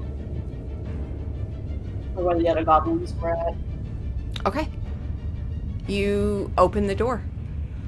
And you would see Mickey standing at the table. You see him reaching for a donut. He pauses and he looks back at you. Oh, hey, did you forget something?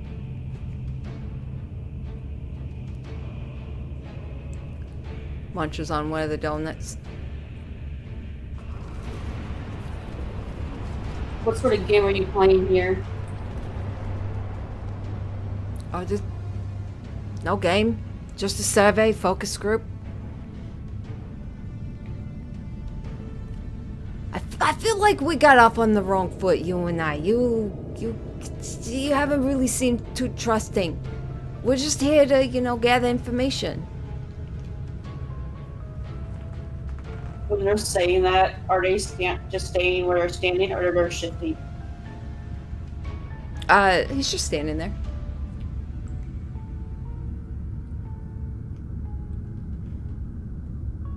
You want to tell me what was coming out of the side of the walls? Coming out of the walls? He looks over towards the walls.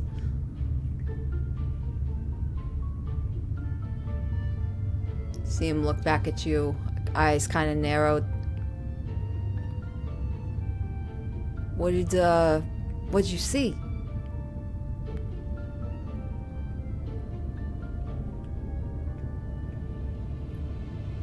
I'm really not in the mood to be playing games. No games. He sets down the pastry, kind of wipes his hands off. I mean, it was clearly something that was enough to scare you out of here, the entire group. Yeah, you want to explain how people can just poof in thin air? Poof into thin air? Other than through magical means, you mean? How about the one you were just answering all the questions, or was answering all the questions? The short one? Where she just disappeared on you? Yeah, well, I'm quite feeling well, and then poofed. Can Chara come up from behind Rowan? Mm-hmm. She kind of puts her head around Rowan and she smiles. This little goblin man. Magical means, you say? How magical does this room smell?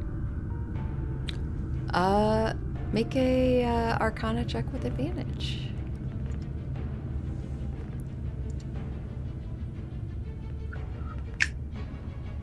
That's a crit for a 30. 30.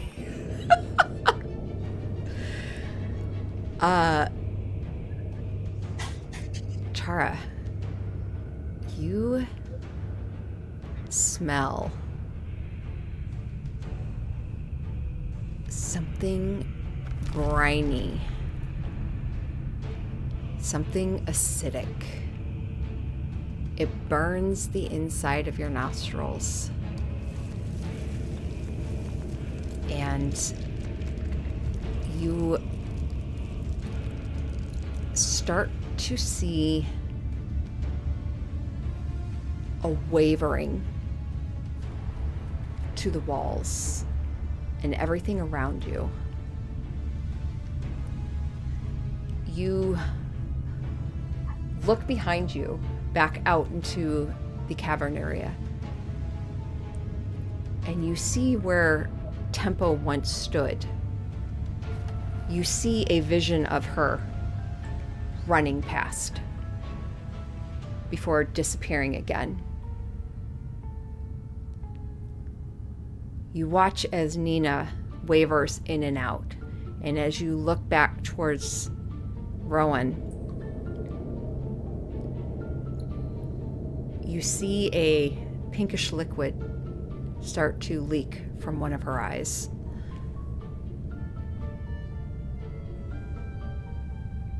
What happens when I look at this goblin, excuse me? He watches you sniff the air, and you see him narrow his eyes, his form wavering as well. And without taking his eyes off, he kind of sniffs the air.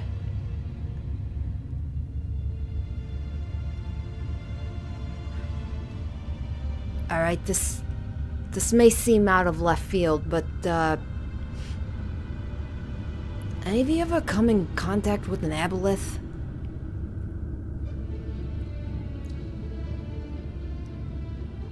What's an aboleth? What's the... Okay, it's like an amphibious primordial horror. Existed long before the coming of the gods. Real ugly. Anyway, this predator, once they connect with the prey, like telepathically, right? They'll hunt that creature down until they've consumed it. I once heard this guy tell me he'd been running from one from 8 years, like across multiple realms. Damn things are fucking predators. I don't know. I've heard that they can do weird things, you know?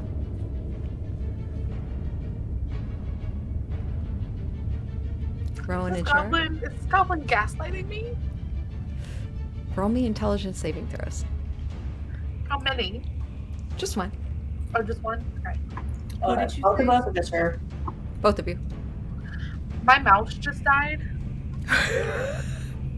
Hold on. I'm gonna switch to my writing pad and see Yep. if I can. 9. Okay. Oh, I can do this. A 10? Okay.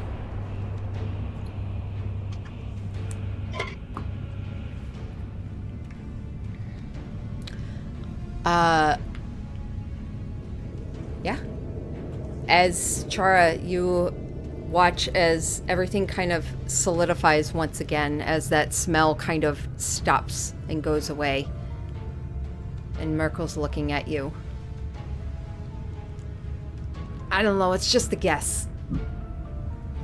Can I cast Dispel Magic? Yeah, go for it. Targeting Merkel. Yeah, go for it. Okay. I choose them as the creature, and then any spell of 3rd level or lower on the target ends. For each spell of 4th level or higher, I make an ability check using my spell casting ability. The DC equals 10 plus the spell's level. On a successful check, the spell ends. Okay. So I make a roll. Is that right? Yeah.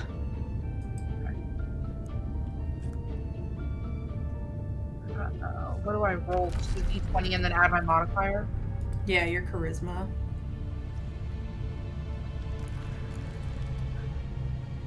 Come on. I crit. So that's a 25.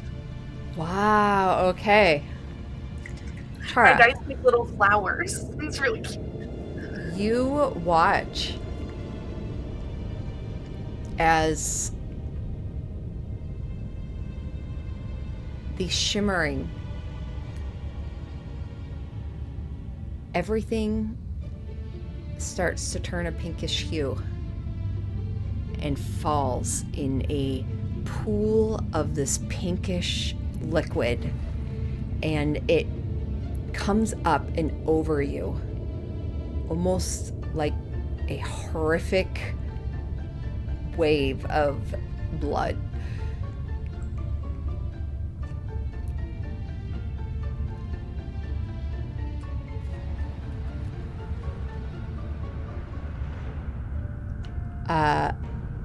Rowan, you watch as Chara dissipates and disappears behind you. Where do I go? What happened to Chara? what happened? Did the same sort of dissipation I saw Tempo do? Or was it different? Pretty much the same.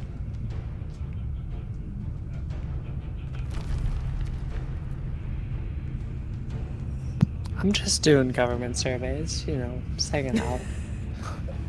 Is the goblin still in front of me? Yes.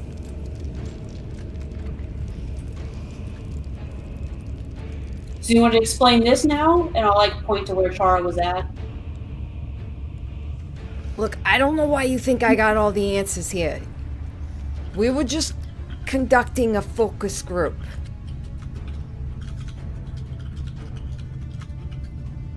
Where is she? I don't know. I didn't do anything with her. Is she even got? Did you see her? I mean, yeah, she was there just a few seconds ago, and then she just disappeared.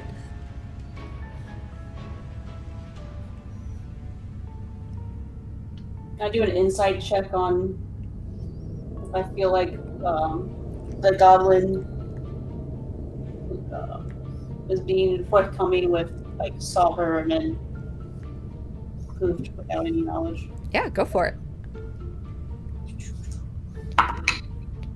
Oh, son of a 14. 14.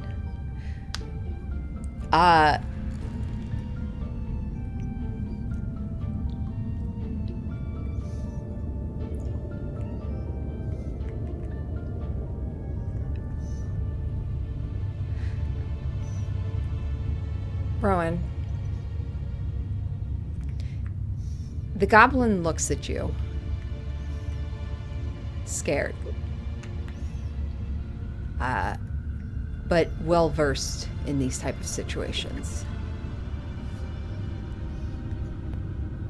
His head tilts as he looks at you. You know your parents wouldn't want you acting like this. Your mom especially. She had high hopes for you. Just saying. Little bit of respect. And he takes a step back. And as he walks backwards into the wall,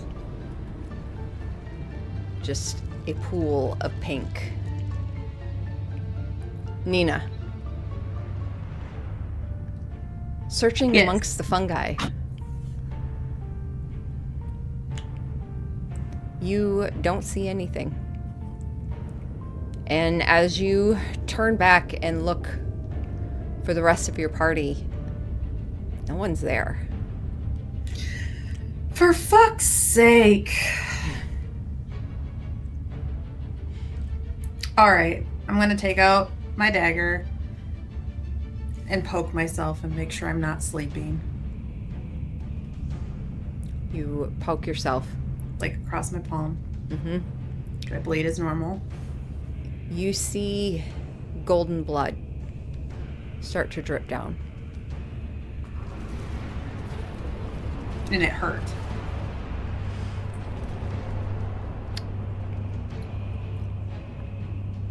Roll me an intelligence saving throw.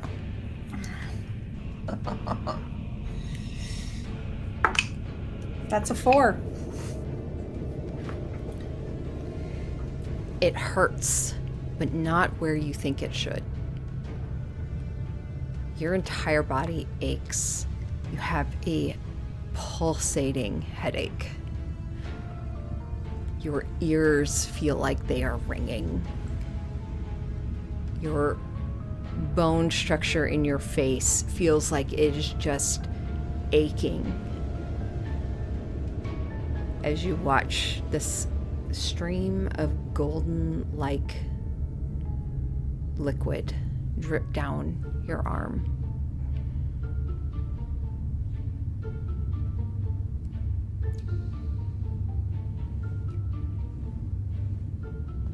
Oh, you're muted. I will start walking back to where the party was at.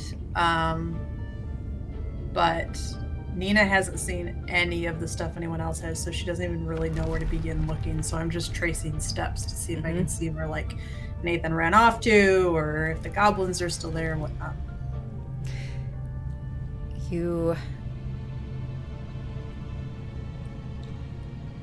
don't see the goblins. You check inside the room, the door that's still open, and you see the fading form of Rowan as she dissipates. You look back out, and you see nothing.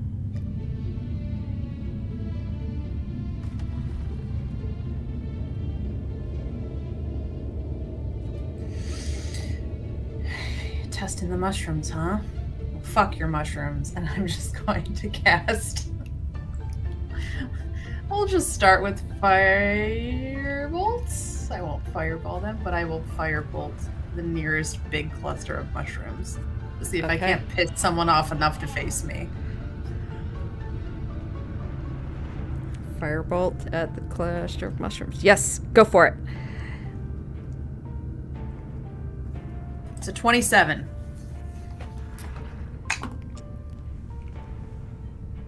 The fire explodes across the mushrooms, and you hear a shriek. And Nina, you watch as the fire continues to move towards you. It doesn't dissipate like it normally does. And it builds, and it builds, and it fills the hallways, and you feel this heat start to come over you. And for the first time, it burns. And as this wall of flame hits you, it bursts across you in this pinkish glowing liquid. And I would like all of you to go ahead and roll me initiative.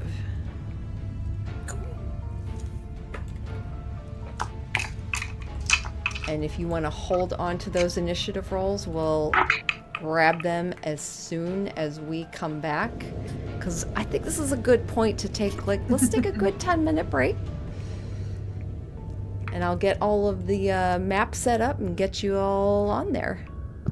Hell. Alrighty. good. All right. Yeah.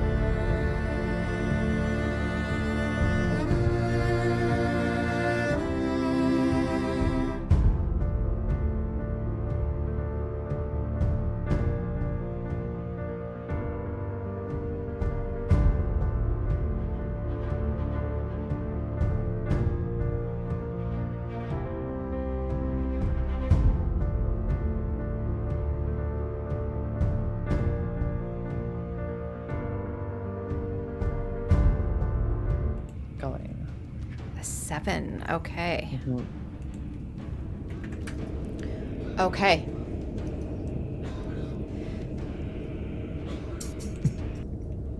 You Big all 7. Strong 7. Powerful 7. So,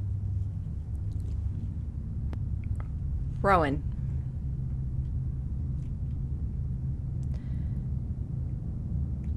you actually no, I'm sorry. Tempo. You and Nathan.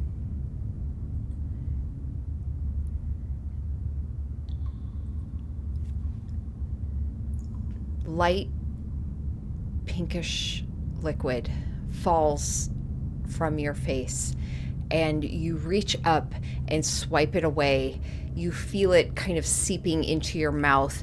You try and get it out of your nostrils, and Tempo, you in particular feel this pressure in your head, and you feel this ache in your body. You as well, Nathan. Tempo, you are currently at 70 hit points. Nathan, you are at 79. As you see this expansive area before you, this cavern, and you see directly in front of you this almost like gouged out, kind of cratered, pitted area in the rock. And within it, this natural kind of pool has formed with this dimly glowing pinkish, brackish fluid.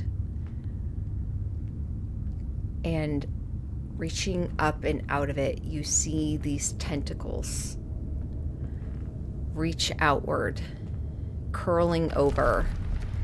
These tentacles are almost like red and ropey looking, almost like veiny extensions or appendages. And the liquid starts to disperse a little bit as this form rises up and out of this pool, as an undulating brain-like creature lifts from this fluid.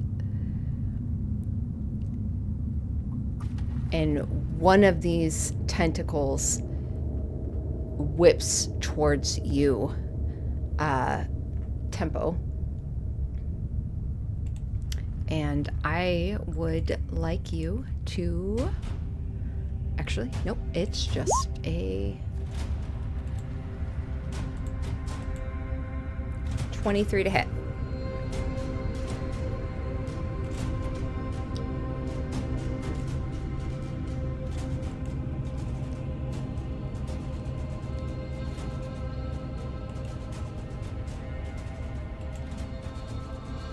Does that hit? I assume that hits.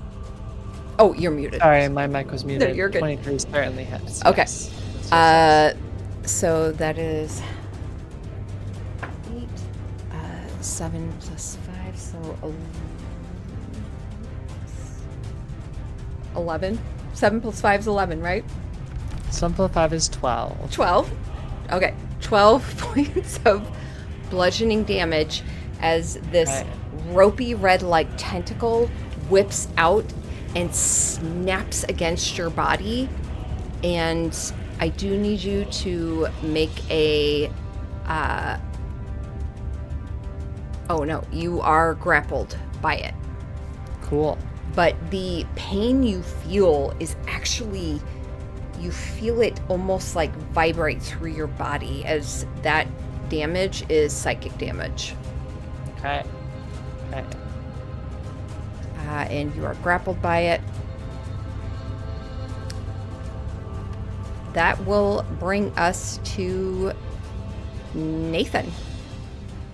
And I know some of you are in the initiative. We woke up later, though. I assume. Yes. Based on our wake up order. Yep. Yeah. So, Nathan. I don't even think you asked me what my initiative was. No, I heard it.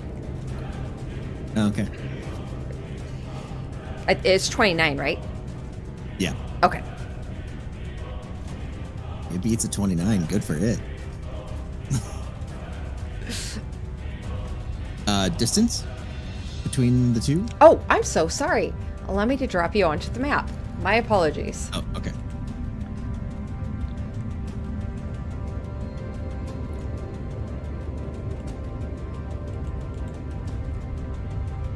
Okay, I'm gonna assume orange bubbly thing. Okay. Super quick question. The hit points you mentioned was already accounting for the aid that we had. Yes. Cool.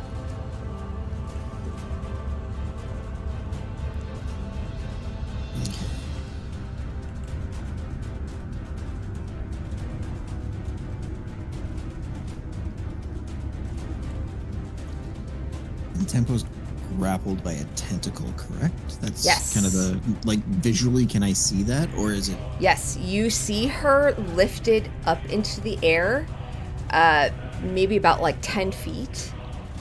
This ropey red kind of vein-like tentacle that's wrapped around her. Okay. I'm going to step up the 10 feet then. I'm going to try a bald shot for the tentacle that's holding on to her. That'll be my first shot to try to hit. I'm going to use a grip point to give myself advantage for that shot.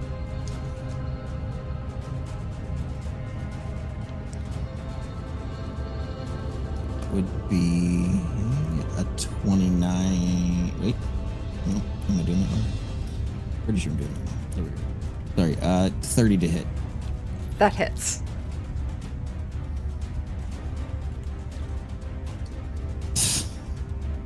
Okay. Is 9 piercing damage for that one. 9 piercing damage. Okay. Does it release her?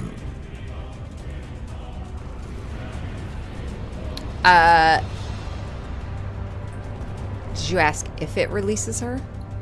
Yeah. Like, I'm specifically shooting the tentacle that's holding her. at this point. With a 30? Yeah. Yeah. You fire and that tentacle just blasts apart. You drop to the ground. Tempo. Okay, and then my next 2 shots will be directly into it then. Okay. So 24 and a 26. Both hit.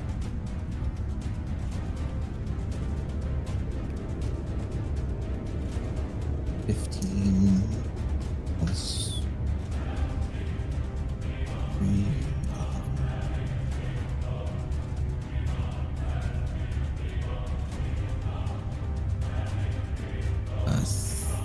31 to hit. Or for damage, sorry. For damage? Okay. Total. Yep. And it's all piercing. Excellent. As you reach in and just fire 2 shots, are you using life or death? Death. Death. You hear in the back of your mind with that pulsating pain of this headache, you just hear, "You are a fucking fool. I thought you were never going to come out of it." And you fire the 2 shots. So is it communicating with me in my head? It sounded more like Aelia. Okay.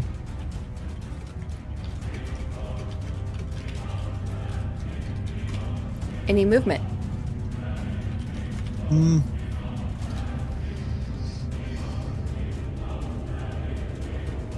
Yeah, I think he will use his bonus action to basically not flip death around, but basically punch death out.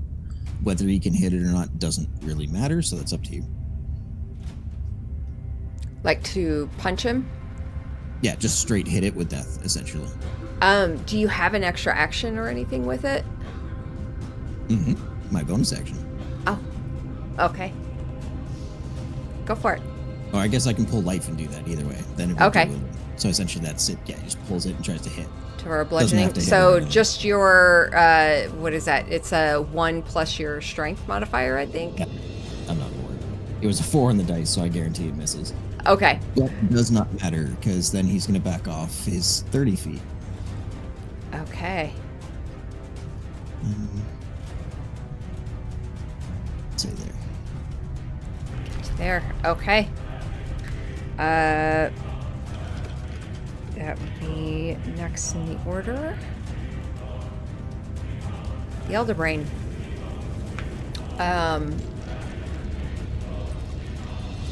Oy, oy, oy, oy, oy.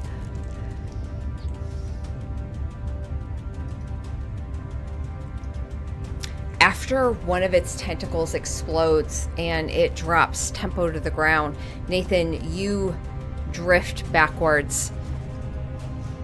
Tempo, you hear this cacophony of whispers in the background of your mind, and you suddenly hear it stop. Everything around you becomes silent.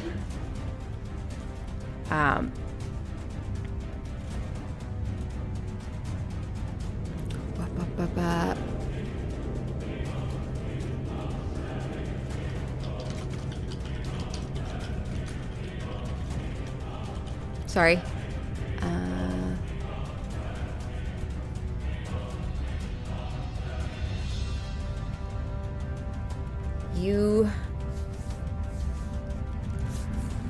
It's going to, sorry.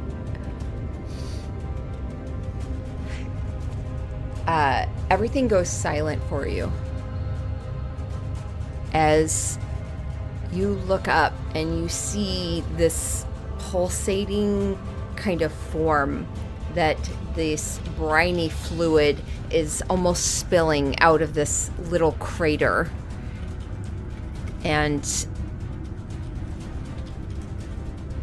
I do need you to go ahead and make me another intelligence saving throw.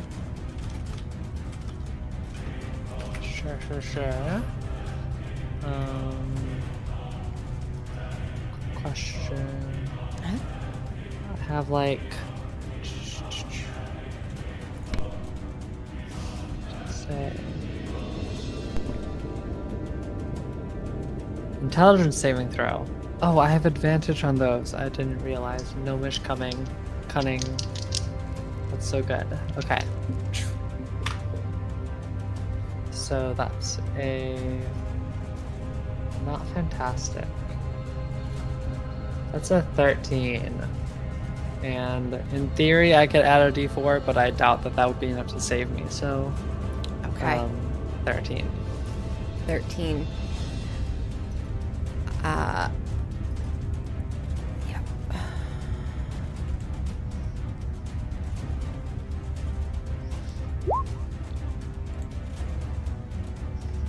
You take 29 psychic damage, and you are Okay. stunned for a minute. You can repeat Okay. the saving throw at the end of each of your turns. As you feel this vibration in your head suddenly spike, and your vision just burst into white, and all you feel is pain. Okay. That is its turn. Chara. I am going to Chara, seeing this, wants to stay as far away from this creature as physically possible. I do not want to get close. So I'm actually going to cast Kitsune Light. Chain lightning. Kitsune, like Oh, kids. Yes, Yes, because we're in a large cavern. we are. So I'm gonna cast that. So when it casts, I do get to choose a point I can see under the cloud, and a bolt of lightning flashes down from the cloud to that point. So I'm gonna do it in the center of the brain. Okay. Since it looks like it's extra large, it actually wouldn't get tempo. Because each creature within 5 feet of that point must make a dex saving throw. Okay. And since it is a dex saving throw. Lightning strike moment. Okay. I like it. Talk therapy. And It's a big brain that keeps making us do intelligence stuff. I'm like, I don't know if my intelligence will gonna. okay. I don't know. It will roll its dexterity saving throw. 19. Well, I don't like that.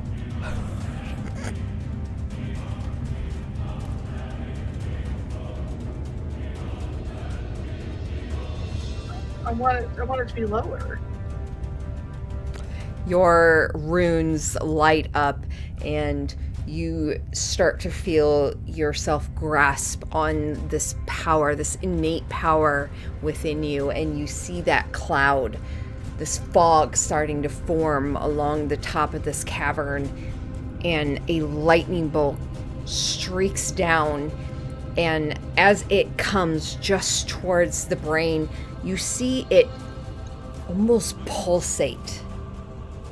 And this pulsate of like energy bursts from it, and the lightning strikes against it and almost like shoots offward out to the side. Yeah, and it'll still take half damage. Okay. Sorry, I was reading it. So that would be 46 divided by 2. The 23. Okay. Points of lightning damage. 3 points of lightning damage.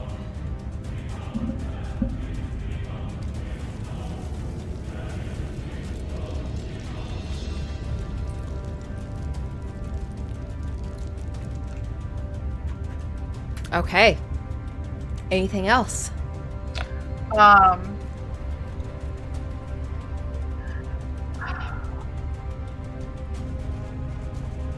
gonna use my bonus action to roll on my spirit table.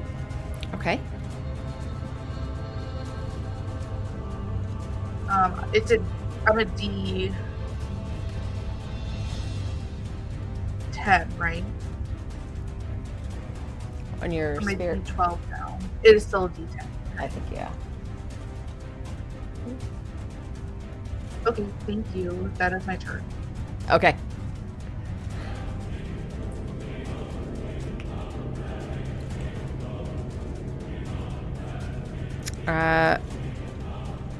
Okay, that will bring us to tempo.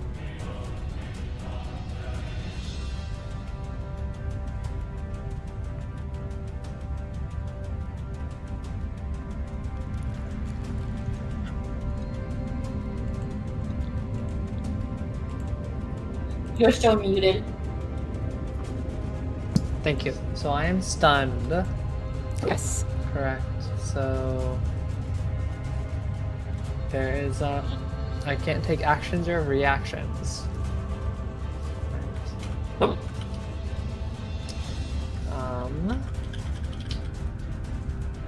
So I don't think there's anything I can do except re-roll against the save. Is that correct? At the end of my turn? Yes. Okay. So, intelligence saving throw.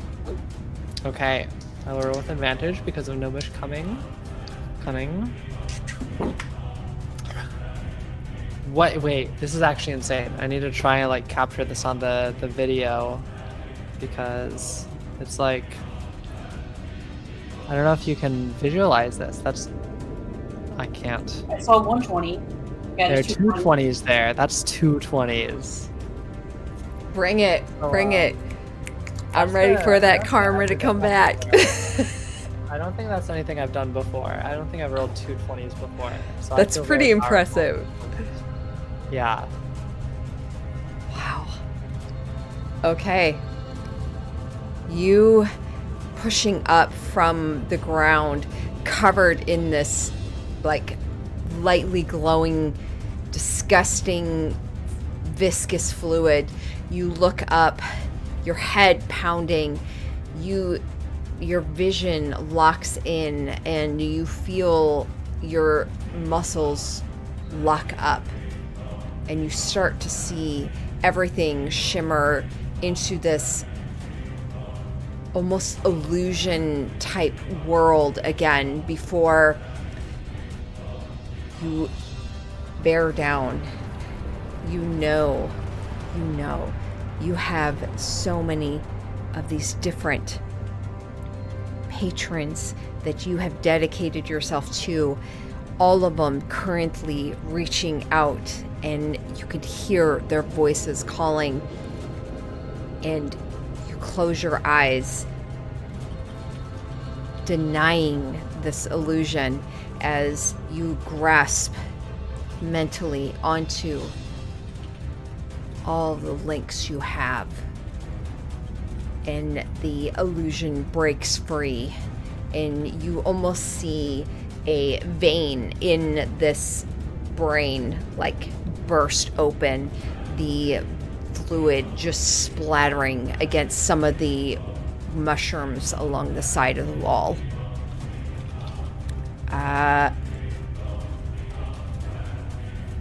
Nope.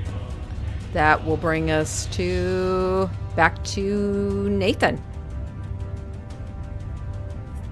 I'm just slowly getting Okay. back.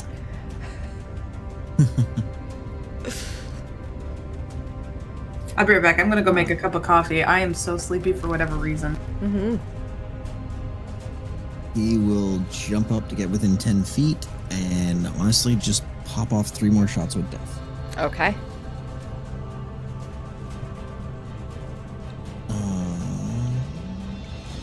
17 is the lowest.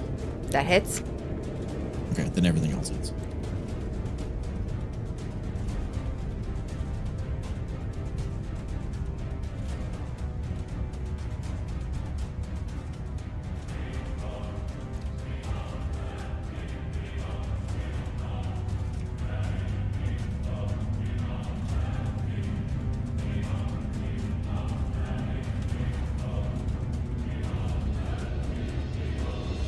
.47 points of piercing for all 3 shots. Okay.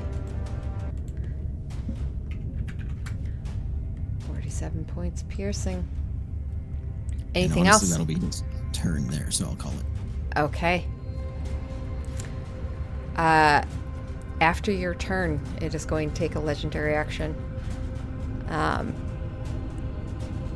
It's going to... Nathan, as this burst happens, you run up and you just immediately fire 3 shots into it. 2 of the bullets just disappearing into the form, one of them almost like skinning along the edge, and you see this wound open up before it tries to like regrow over itself, portions of these tentacles reaching in to the wound as it kind of dips itself into the liquid, and one of the tentacles reaches up and it just kind of waves towards you, and you see a burst of this psychic energy coming from it. I don't like it. Okay, you take 10 psychic damage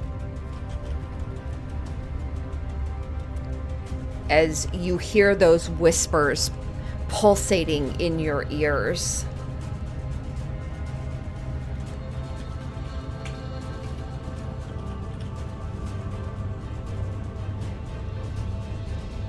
Okay. Any movement? Oh, no, I'm all done. All right. That'll bring us to Nina, which I think is making a coffee. Let's see.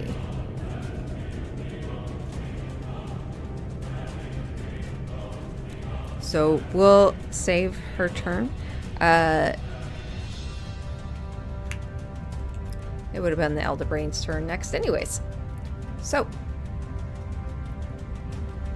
as its form kind of bobbles a bit, it is going to...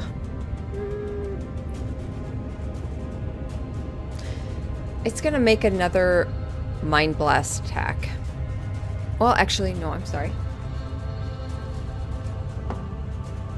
Yep. It's going to make a Mind Blast attack at you, Tempo. I do need an intelligence saving throw. Awesome. That is a 16 on the dice. So if that's a failure, I will add stuff. Okay, it is. I will add a d4. If that's Okay. a 1, bring it to 17. Okay. That's still a failure. Still a failure. I'll have Ollie add a d2, bringing it to 19. Okay, that is a success. Okay, perfect. This Mind Blast, you see it pulsate out, and again, you reach for the... You almost feel Ollie like jump up onto your shoulder, and you feel this connection with all of your patrons as you just double down on it. That is its turn. Did I hear my name? Yes, you are up. Even though I was the last one to wake up? Yep, you weren't. Oh. Okay. And have I seen everything that has happened so far, or am I just coming to now? So you come into this tavern, and as you... Fire had overcome you, this liquid, and as it does, your eyes see a cavern before you, and you see far on the other end, you see Nathan and Tempo, you see Chara, and you see Rowan not too far in front of you. You see her knelt down on the stairs, almost as if mid-running, but held motionless in the moment. And you see this form in this crater in front of Tempo. Okay. I will get closer. 5, 10, 15, 25, 30. 160. That's still too far away. Because I don't have the one that makes spells go further.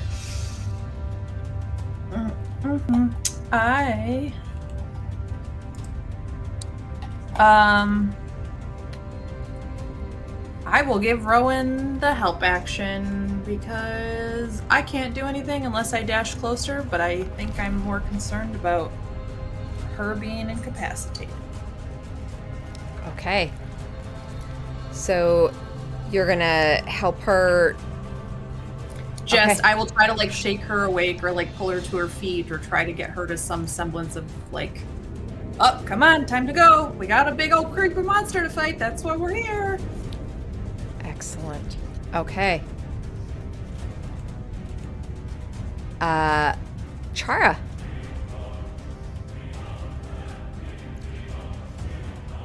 Yes, I am going to Kitsune Lightning. We're going for it. I'm pulling it down from the sky, right onto this creature. Okay. I do have a question. So the save for this one, it is a dexterity saving throw. Does it scale as I level, or is it static for the ability? The saving throw. Yeah. I think it's whatever your spell save DC is. If it's my so it's my spell save DC. Because it just says attack save, and it says dex, it says 13.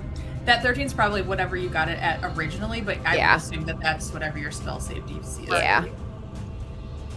I mean, I would understand if it's not, because it's technically hitting them with lightning, not hitting them with a spell.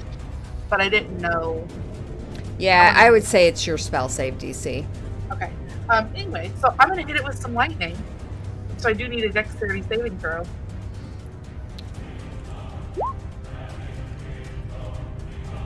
That's a natural 20. Has silvery barbs that? Okay.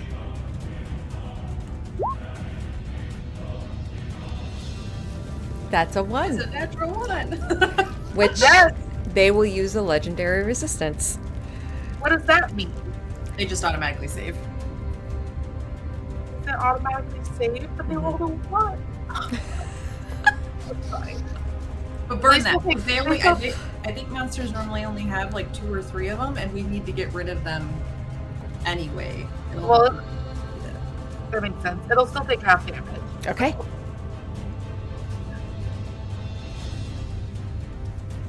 So that'll be 20 points of lightning damage. Okay. I also, DM, I'm sorry to interject. Did any of the other people have hit points taken down other than Nathan and Temple? Oh, yes. I'm so sorry. I meant to tell you that on each of your turns. Nina, you were at 43 hit points. Rowan, you were at 47. And Chara, you were at 63. Jesus. Super cool. I'm sorry, how much Super, was that super again? cool. You're at 63. That's so many. That's awesome. That's great. With the 80 thing, does that take into account those extra 25? Or Yes. You're welcome for the 25.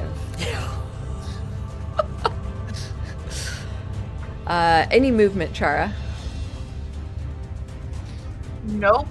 I'm staying right where I'm at. Tempo. That'll be my turn. Sure. I am base to base with this thing. Actually, you know what? It's going to use a legendary action. Yeah, fantastic. Wonderful. Uh, I was hoping you would say that.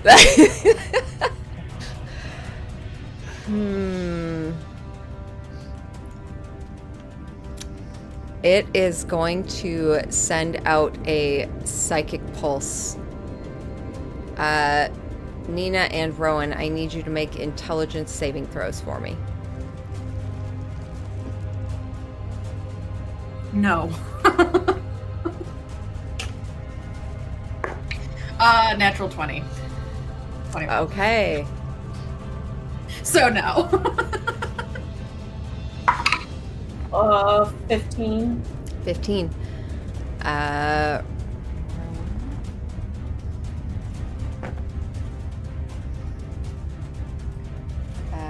You take 9. Is its reach on that really 160 feet away? Mhm. Wow.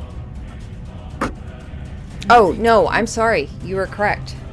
I'm sorry. I'm sorry. Yeah, we're not even fighting it yet. Why are we I was gonna say we are so far away from this thing. Disregard. My apologies. My apologies. Okay. Yep, no. It'll do it, Nathan. Roll me an intelligence saving throw. Pass. 14. 14. You will take 9 psychic damage.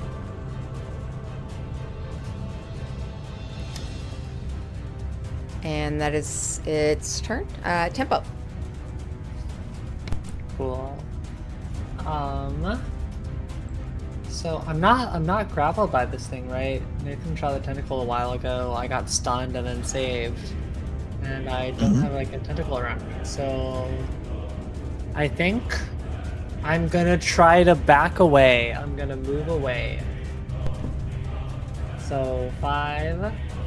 At some point, I may or may not provoke an opportunity attack, and I'll be happy to let that go. Okay. It will take it.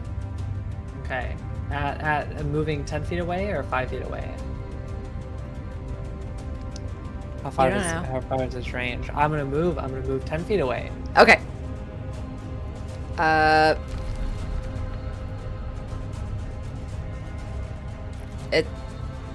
Doesn't do anything.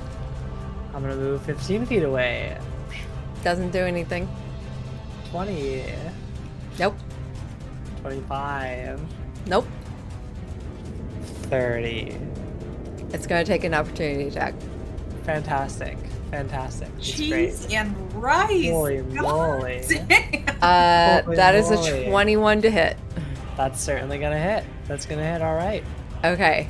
That is 20 bludgeoning damage. That's awesome. That's just what I wanted to hear. As one of these tentacles like bursts out of this brain and it swipes past you, Nathan, and it grasps at you. Tempo, you are considered grappled once again. Okay. As it rips around you, you feel this like burning sensation as it wraps around you. Yeah. Awesome.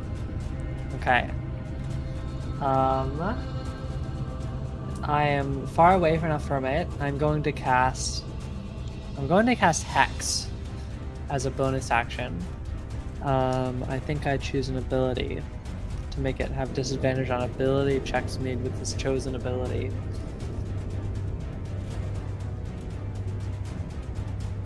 Strength. Okay. And then I'm going to cast Eldritch Blast and make some attacks at it with my action. Okay. Okay, so grapple doesn't like make it a disadvantage or anything as far as I can see. So that is what is my to hit bonus? My to hit bonus is a +10, so that's a 20 to hit. That hits. A 26 will hit, and a 13. Okay. I'll hit. 13 hits? Mm-hmm. Okay. So I think that's 3d10. If I remember correctly. That's a... And then I have a Hex up. So I will roll 3d6.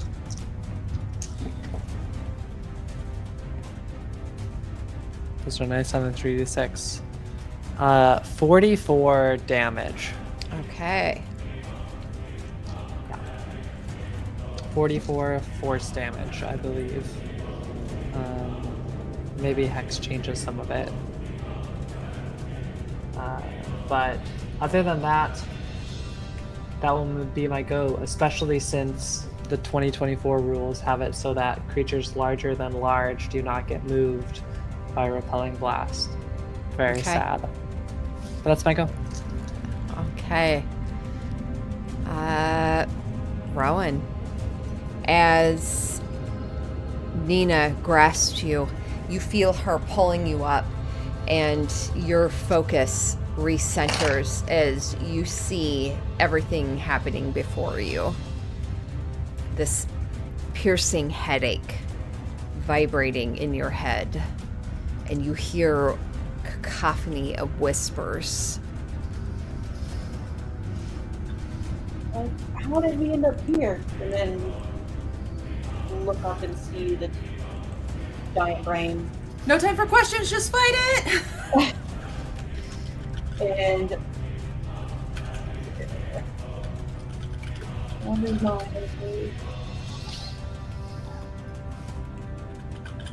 of a...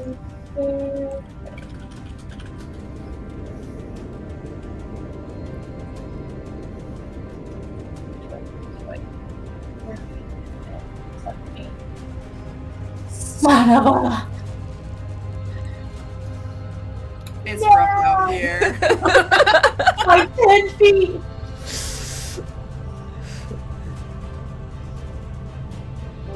Mm-hmm. I will dash then. Okay.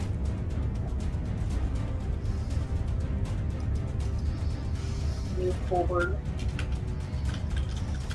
And that will be my turn. Okay. At the end of your turn, it's going to take a legendary action.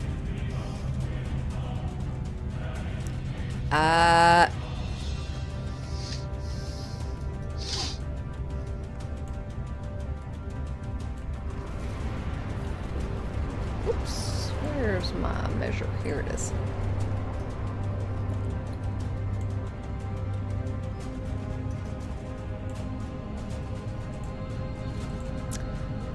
Okay.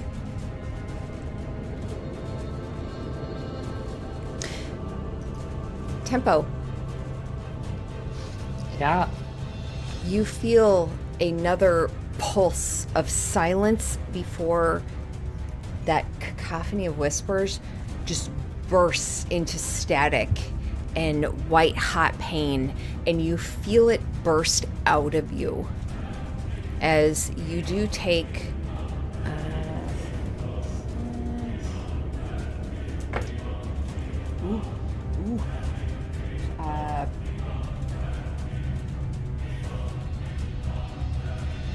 uh, 16 psychic damage.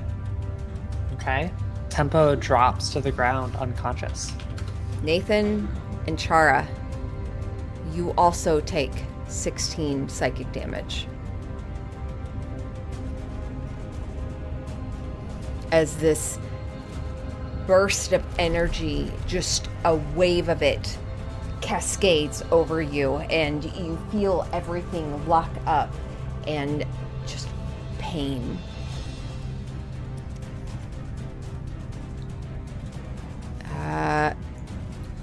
That'll bring us to Nathan, top of the round.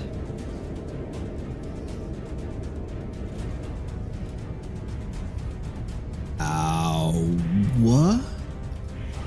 I'm getting my calculator out now because that's upsetting.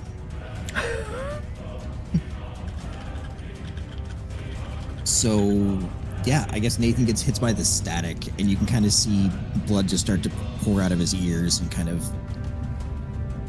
he's not doing okay. He snaps open his death and quickly empties all 6 rounds. And as he quickly speed reloads, I'm gonna use my bonus action to second wind and heal myself. Okay.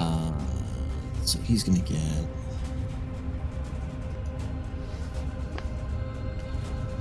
Also, you can make a intelligence saving throw Can or need at to? the end of your turn. Sorry. Can or need to? Okay. 18, 19, 29 points of HP back. Okay. That'll put him up to 73. And then he's going to use his second, or his, sorry, not second wing. He's going to use his action surge, and he's going to dump 6 shots into the Elder Brain. Okay.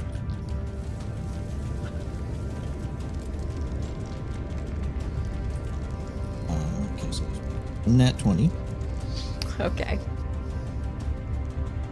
A 13 hit for you, Tempo, right? It did. Okay, so yeah, the lowest is a 15 so far. Hmm? Yeah, the lowest is a 15 out of all 6 shots, and one was in that 20. Okay. You don't have to brag. Did they all hit, or? Oh, just they one? all hit. And you totally have bragging rights. I do appreciate the double checking just to make sure that this isn't an we're not being Inception, right? This isn't an illusion over an illusion. What we're actually fighting is just a different AC. You don't know. I appreciate the double checking.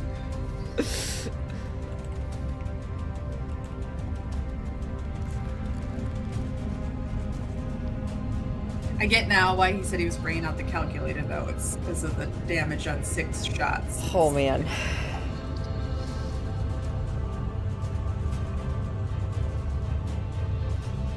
And then that 20 is max.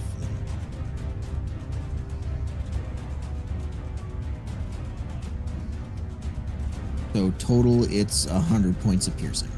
Okay. 100 points of piercing.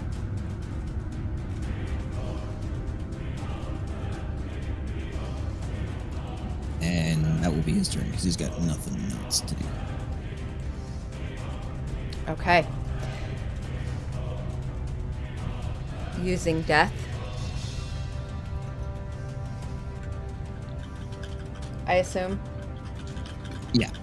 Okay.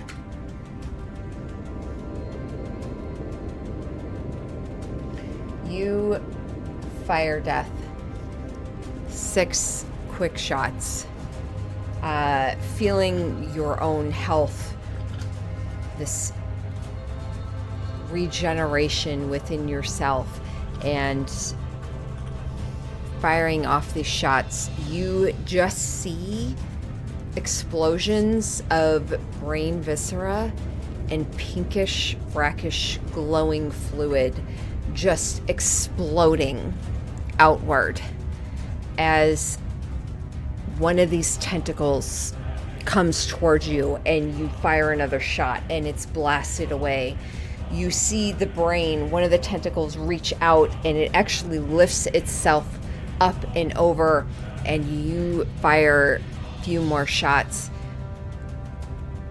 You fire the final shot, and you see the creature dip backwards a bit, the tentacles reeling up and almost like curling in over it. And you see the tentacles kind of drape over its own form. The fluid spilling over. And you see a singular glowing light burst.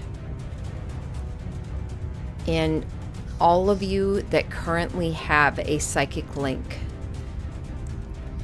do take an additional 10 psychic damage. That's going to include Tempo, Chara, Rowan, and I believe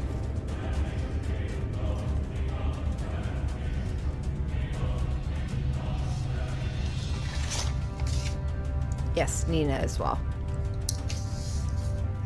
And you wanted me to do the intelligence saving throw at the end? Oh, yes, please.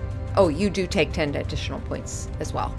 Okay. Psychic damage. 13 for that one. That fails. So you do take that damage as the creature curls up.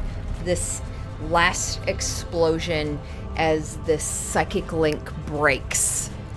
And you feel it almost like something being, as if something was lodged into your brain, and it was white hot and cold, and as it is pulled free, there is this cavity that is just empty, and it hurts. It hurts mentally, it hurts emotionally, and it's something is missing. But you start to pause and look at your surroundings. Who is still up? Is everyone still up? Tempo's down. Tempo's down. Other than Tempo? Everyone's still up. Okay. Great. As this form drifts in the fluid before it starts to sink below, the ropey red tentacles that were drifted over start to flop back into the water as it sinks down, that fluid kind of overspilling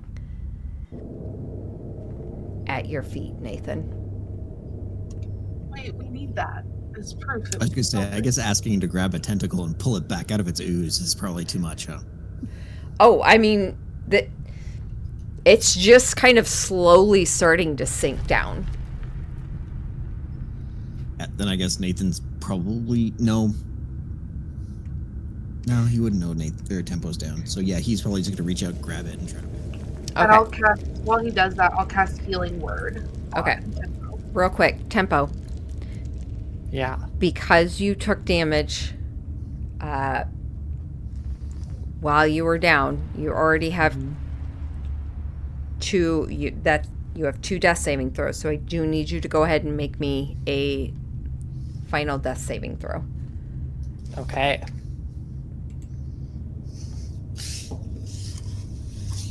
That's a 14 on the dice. Excellent. So that's save. Chara, go for it. Healing word. Tempo regains consciousness with 15 points of each.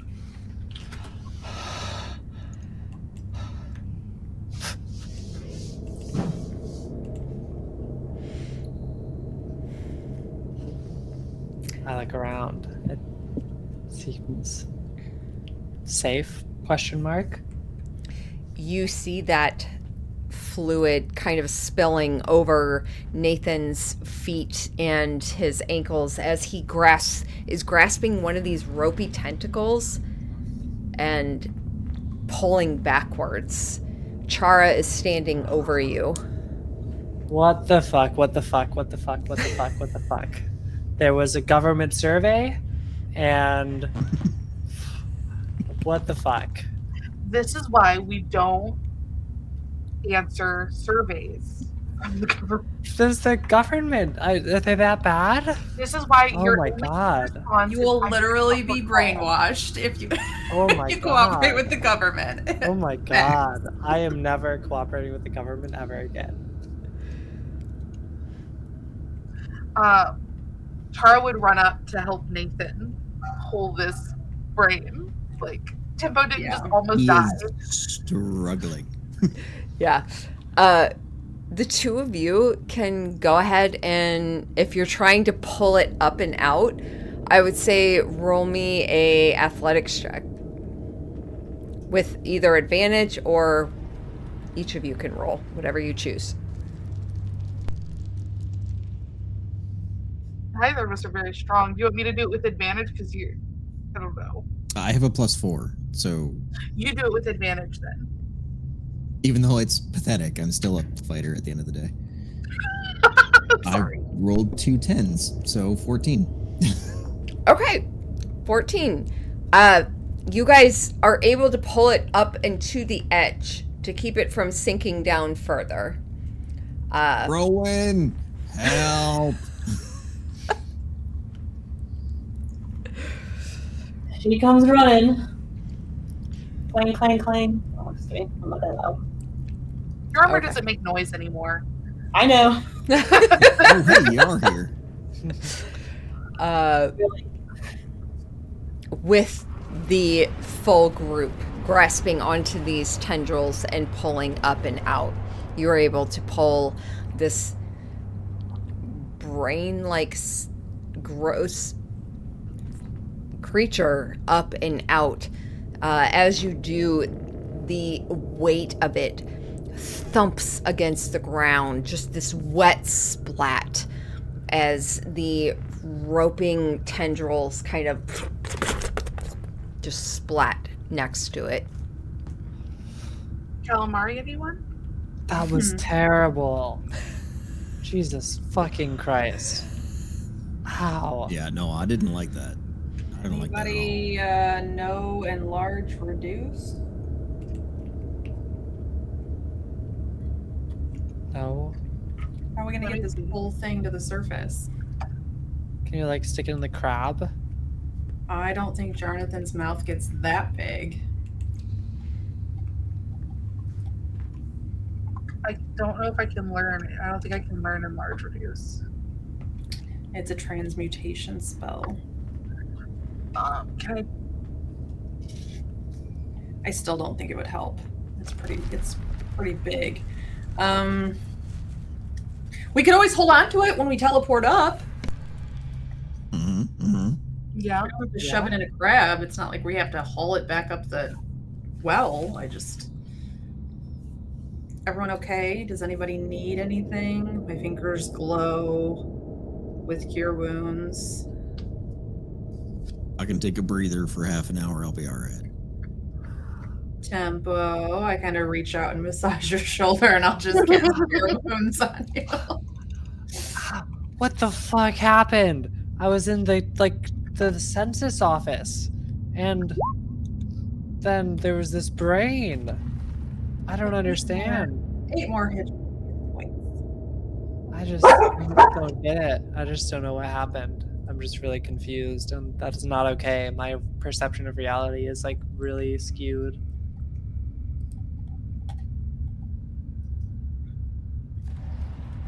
Well, I think we knew something fishy was off when you fell off the rope and I lost my spell, right? Right. I think we knew that adventurers weren't coming back, and now I think we know why. Yeah, I guess so. Wow. This is your first foray into mindfuckery, huh? Yeah, I didn't like that. I did not It's like awful. that. That was It's real terrible. bad. Yeah. That was one of the worst things I've ever experienced in my life. I don't want that to happen again. Well, you may be in the wrong line of work. Yeah, pretty sure that'll happen again. Oh, jeez. Well, All of you feel this just sense of a pulsating migraine that continues to kind of linger. Meh, I had a shadow dragon prep me for that one. I've been mentally eviscerated by a void god that's yet to be released, so, you know, it's a Tuesday. This was a long time coming for me. As much as I fuck with other people's And Karma came back. She said hi. so, well, I'm not a fan. I'm not a fan. and that's okay. You don't ever have to be a fan of this. I promise that Yeah. we're not actively trying to put you into these. Well, we are actively putting you into these situations, but I'm not trying to force you to be bad experiences. If that makes sense. Right. No, I understand. There's been bad stuff. There was that one. You were really out of it. I guess it'd be we take turns. Yeah, that's kind of how it goes. Yeah. So who's up for a nap? nippy nap. Yes. Yep. Can I do like a quick swivel? Is this actually feel safe now that this thing were things avoiding this area because of this creature?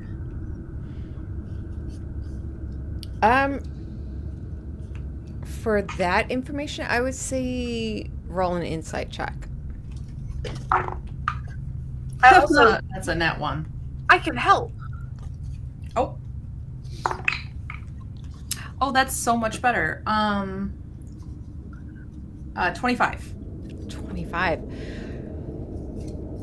Nina, you kind of looking at the situation, everything you all have just recently been through, recalling the rumors of everything above,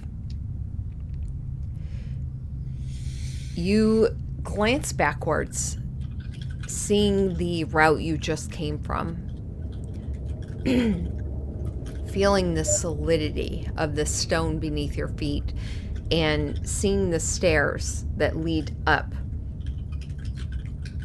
Just down a short tunnel, you see the chain with the rope. And you see a couple different areas that tunnel before you. You put together those rumors, adventurers recently not coming back. This elder brain. Roll me a history check on top of that.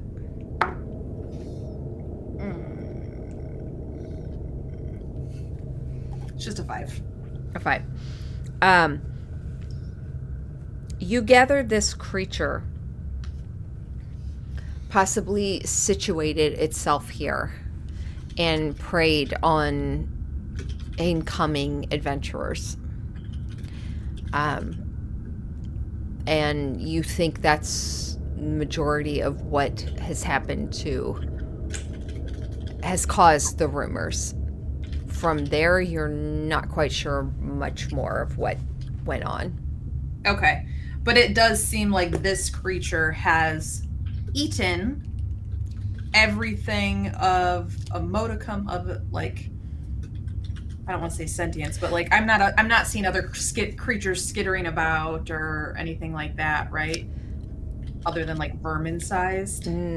So in this area, you see a lot of bones, flesh.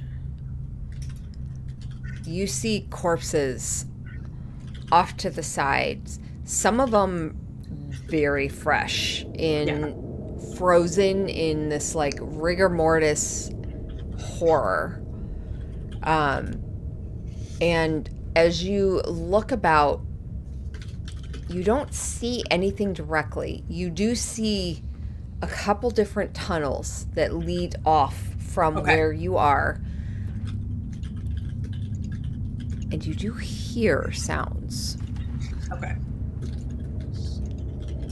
So I can still help.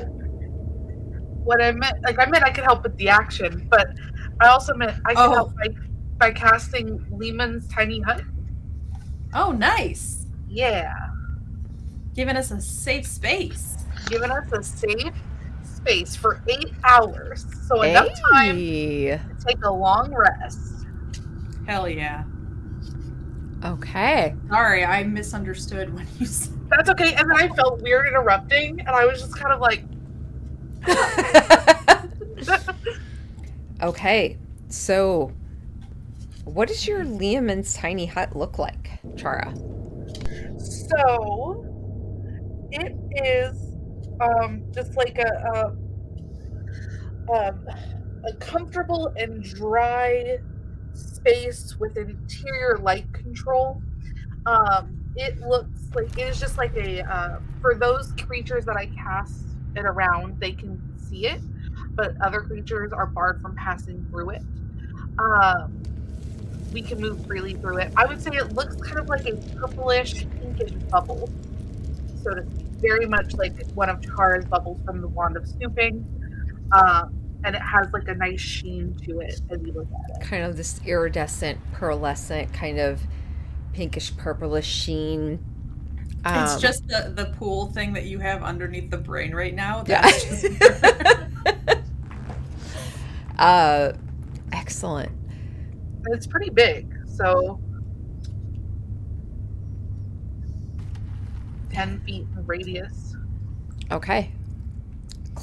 Very much enough space for each of you to kind of gather within. And we'll move closer to the brain. I just don't have access to move my character. Do you? I think I still have it from last session, so you can. I moved her token. Okay, great, perfect. Yep. Do you want to include the brain in that? It might take up the majority of it. Well, we can see out of the hut, right? Mm-hmm. Yeah. I think it's fine to stay out, and then if we see something approach starting to like gnaw on it, we can just come out and fight whatever that is. Shoot it off. Yeah. Except for you, because you're our way out of here. Right. I would never use my 7th level spell slot once we take a long rest. I promise. Yeah. Okay. I still have so many spell slots. I didn't do a single thing in that fight.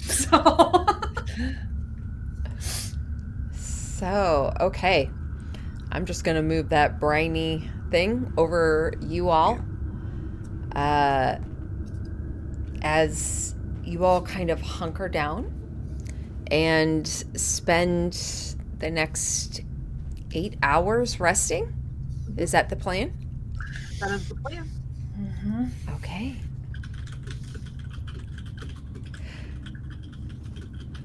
Throughout this rest,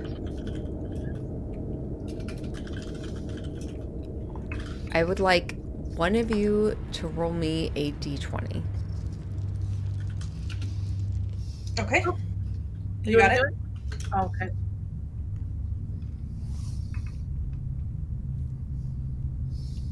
I will do it. 20. Ooh, I rolled a 15. A 15.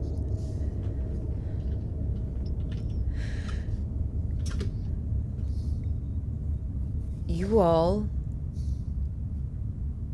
situated within this safe bubble, resting. Some of you feeling sleep taking you quite early. One of you kind of hears a scuffling off on the side. And at one point, a few minutes later, you see the large form of that elder brain. The stationary, large form of it suddenly twitch. One of the tentacles lifts a bit. You see the body of that brain kind of twitch and vibrate, lifting before it settles once more.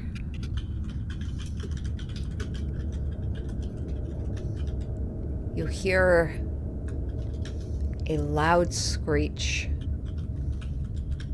coming from one of the tunnels off to the side.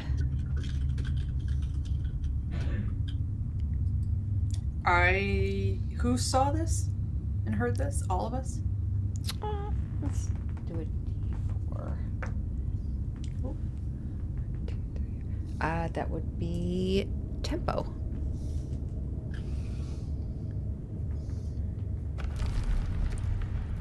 Okay, so Tempo, that you saw the brain move and heard a screech from the tunnel. Is the brain continuing to move, or does the brain kind of settle? It seems to settle. And everyone else is asleep? Yeah, everyone else kind of seems to be kind of drifting in and out. Some of them wake at times, kind of looking back and around, but for the most part, everyone's kind of drifting into that long rest. Not to alarm anyone, but if anyone's awake right now, there was a bit of a screech from the tunnels. Maybe just wait it out and see. I And got I a will nat continue 1 on my doing that. perception, so I'm snoring, sleeping on the floor. Just passive perception wise, Chara, you're probably the only one that hears that.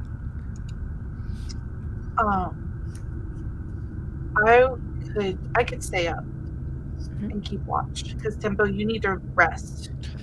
Yeah. Nathan got hit really hard. Nina Yeah. is our exit strategy, Okay. so I can stay up. Thank you. Sound the alarm if I need to. Yeah. Thank you. I go back to sleep. You go back to sleep. Chara, as you are seated, kind of resting, lean back, half against the hip of Rowan, your other hip kind of, one of your legs kind of resting against Nina, who is leant over Nathan's lap, who's kind of tucked in against the corner of this circular hut. You spend the next few hours listening, feeling this slight anxiety ping, and gather your attention at times as you hear sounds echoing times it sounds like it comes right at the edge of your little bubble. And you look to see, just in time to see something skitter off. A claw kind of grasp and reach over, dragging. You see the body of the Elder Brain shift a bit. You hear a crunch and a kind of a sound before it settles. You look over and about constantly. You feel that headache pervasive still.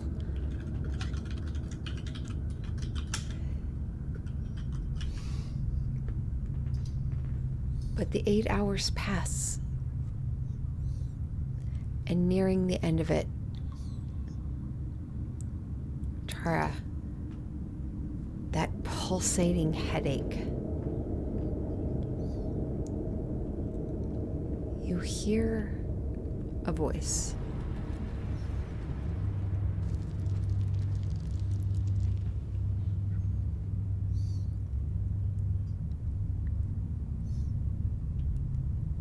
Tara?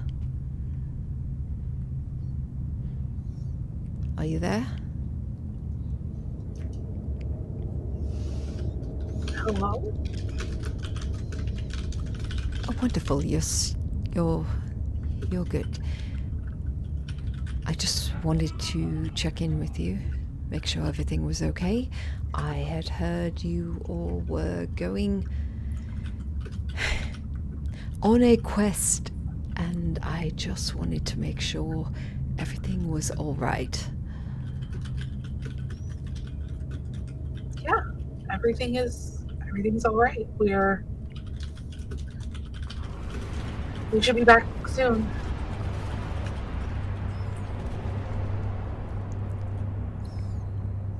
Are you planning to head back to the Yawning Portal, or?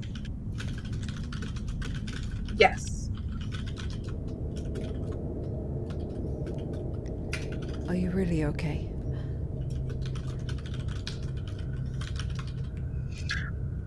I am okay.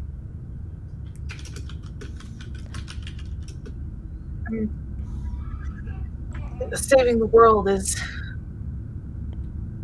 a stressful time, but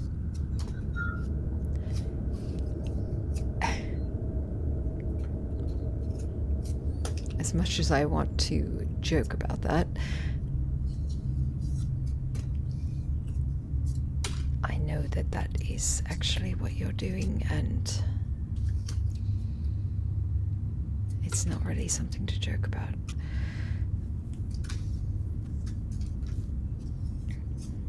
Although, what the fuck are you doing? I don't know if you'd believe me if I told you.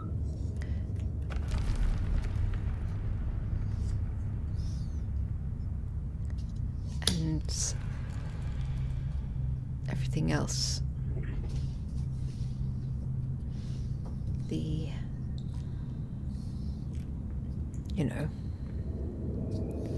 Everything else going all right? Progressing? I think so. Okay. I think it's all going according to plan.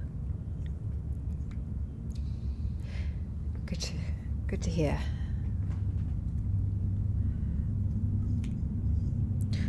We're gonna get through this.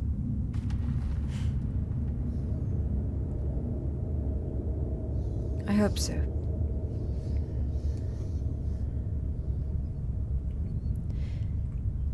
You should know, Ruby didn't come with us. Where is she? I don't know. We didn't realize it until we got into Waterdeep that she wasn't even on the ship. I think she might have disembarked at some point. I'm sorry, I was so used to her being there, just offering every type of advice that, you really don't want to hear, but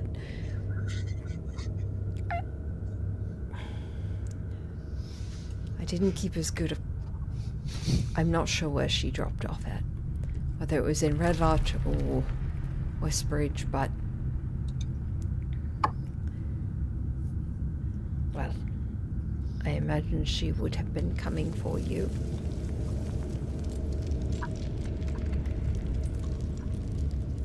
Okay. I will see if I can talk to her when I get back. Just get back safely. And it's good to hear your voice. It's good to hear yours. We'll be back soon. And the sending ends. Nathan, you would have heard this as well, kind of in your ears. And you all get a long rest. Do I get a long rest too, even though I was on watch? If you spent the majority of it on watch, you would I think we then- probably could have factored it in so we were each awake for like an hour and a half. I don't think you had to take it the whole Okay. time. Yeah. And Yeah, really, the long rest is you just have to be resting for 8 hours, not necessarily sleeping. Sleeping. Okay. Although Oh, if you yeah. don't sleep, usually it's like a constitution saving throw to avoid being exhausted if you stay awake. Or I think you have to sleep for half the 8 hours or something like that because of meditation for elves and whatnot. Stuff like that. Four or six, yeah. Yeah. So, are you all taking kind of watches or? Yeah, I don't mind. Nina would have offered to stay up first because I still have a decent amount of hit points and I had most of my spells, so I would have Okay. been able to do like the first hour and a half and then fell asleep snoring and Okay. So, Chara's the last watch, so That all of you would have gotten a long rest. Okay, can we get the fuck out of here now? I like the sky. So we left at 4. 8 hours would put us at midnight. You think they're gonna cut us, cut points off of us if we didn't stay a full 24 hours, or was it just staying the night? What did we promise? Do we know how long? How long was it I mean, actually? the goblins said it was longer. I don't know what happened. I'm really glad that I'm awake and alive and healthy. Oh, that's a and, good point. able to perceive You the know, world, not being but able to see the sun really throws off your perception of time. it I think does. we should go I back. think we should just go back. Yeah. I'm for that. Yeah. Okay. So everyone, grab a Tentacle? tentacle. Yeah. Yeah, just grab a tentacle, and we'll haul this thing back. Yeah. I mean, this seems pretty impressive. This is like way big. This is like, God, like you could probably fit 15 of me in here. So, Okay. So I did have to check what the specifics of teleport is, because it's up to 8 willing creatures, but this thing is dead, so I would probably consider it an object now, right? Yes. And it has to be large or smaller. This is technically large, is it not? Yes. Okay. So we can carry this with us. So we each grab a tentacle, and I will use my 7th level spell slot to teleport us to the road right outside of the yawning portal, because I'm not about to drop this on a bunch of drunks in the middle of the tavern. Just unsuspecting bystanders outside instead. Okay. So, you cast teleport, each of you grasping at tentacles on this thing. It smells awful. the substance still on it, as you're grasping for tentacles, some of you see where creatures have eaten into it throughout the night. There are portions of it that have almost been burrowed out. Pieces of the brain have almost dislodged, in almost like intestines that have been loosened are kind of dragged backwards and have been gnawed on and chewed on as you cast teleport, and all of you hear just the splat sound as this brain splats against the ground. All of you grasping tentacles, and you feel splatters of that briny fluid, no longer glowing, along with like this brain matter and kind of bodily fluid that splats against your legs. You hear several voices, almost like cries of surprise. Several voices of, "Oh my God," and a scream lets out. And then you see someone on the porch of the yawning portal that looks down at all of you. And you see them look down at you. And you see a smile. Holy shit. Holy shit. Is that what I think it is? I don't know. What's your guess, Terrence? Oh my God. We're gonna be so fucking rich. And he runs down, picks up one of the tentacles, and starts to try and drag it behind him before it like yanks back. He's like, "All right, you will bring that in. I'll go gather." And I don't think there's room inside. Just right. And you hear his feet like stomp up the steps back into the yawning portal, as it is still dark out, and there is stars, and as you start to drag this form up the stairs,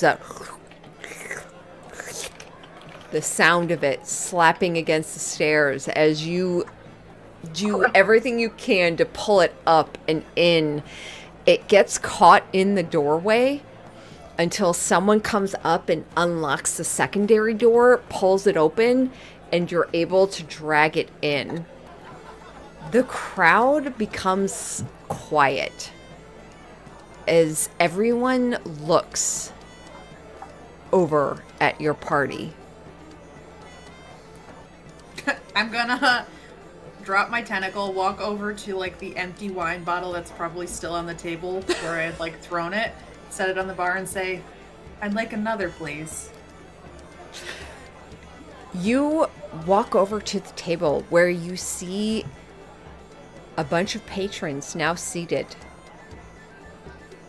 Your wine bottle's not there. However, you see a couple other pitchers and such. You grasp one of them, just an empty glass. You walk over and set it down and say that. You see Durnan with a rag over his shoulder, pulls it down, wipes his hands, looking at you, looks over at the form you brought in, and looks back at you. Kind of like one arm on the counter, leaning a little bit. "We fixed your problem."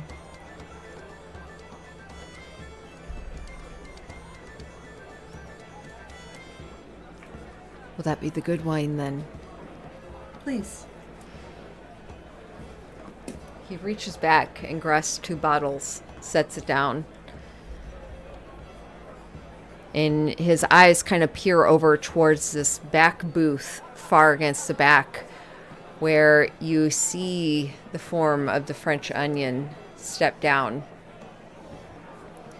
and start to weed their way through.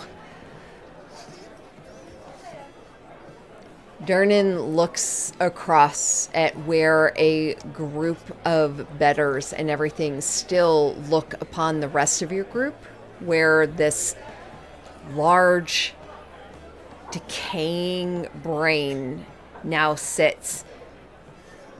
And you see one of them looks over and like elbows an individual who jumps,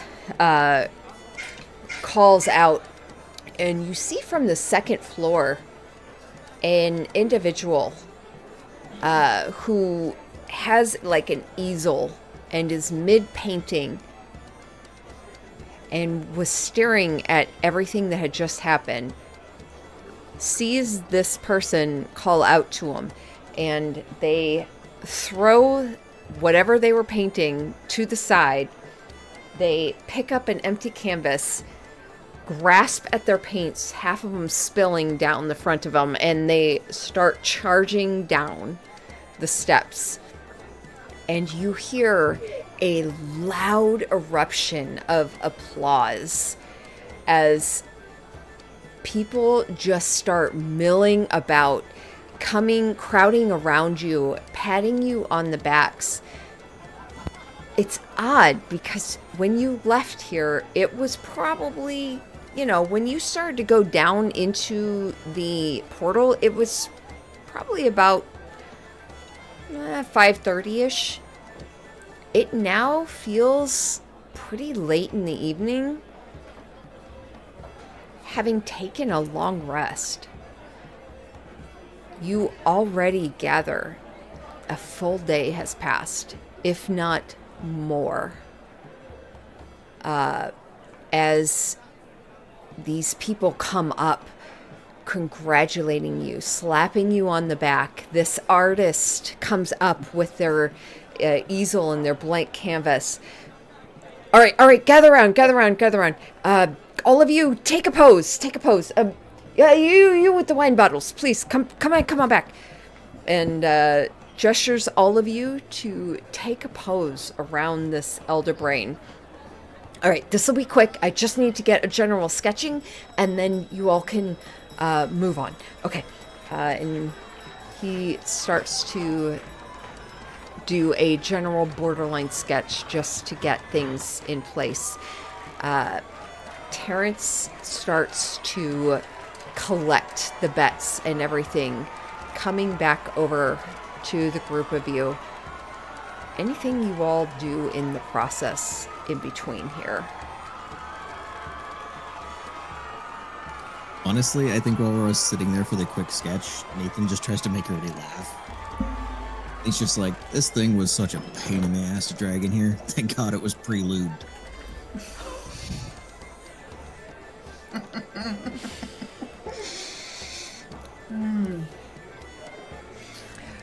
I mean, I know that job really sucked for all of us, but honestly, I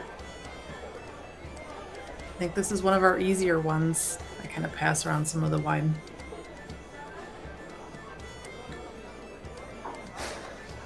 Don't yell. Still here. I miss regular life sometimes. Chara just moves the wine bottle and doesn't drink from it. Terrence would come up as the artist finally allows you to separate, and you see a group of individuals that Durnan directs to come in, that come over, grasp at they come up to this large creature. They look at it for a moment, grasp some of the tendrils, lift it, kind of looking it over.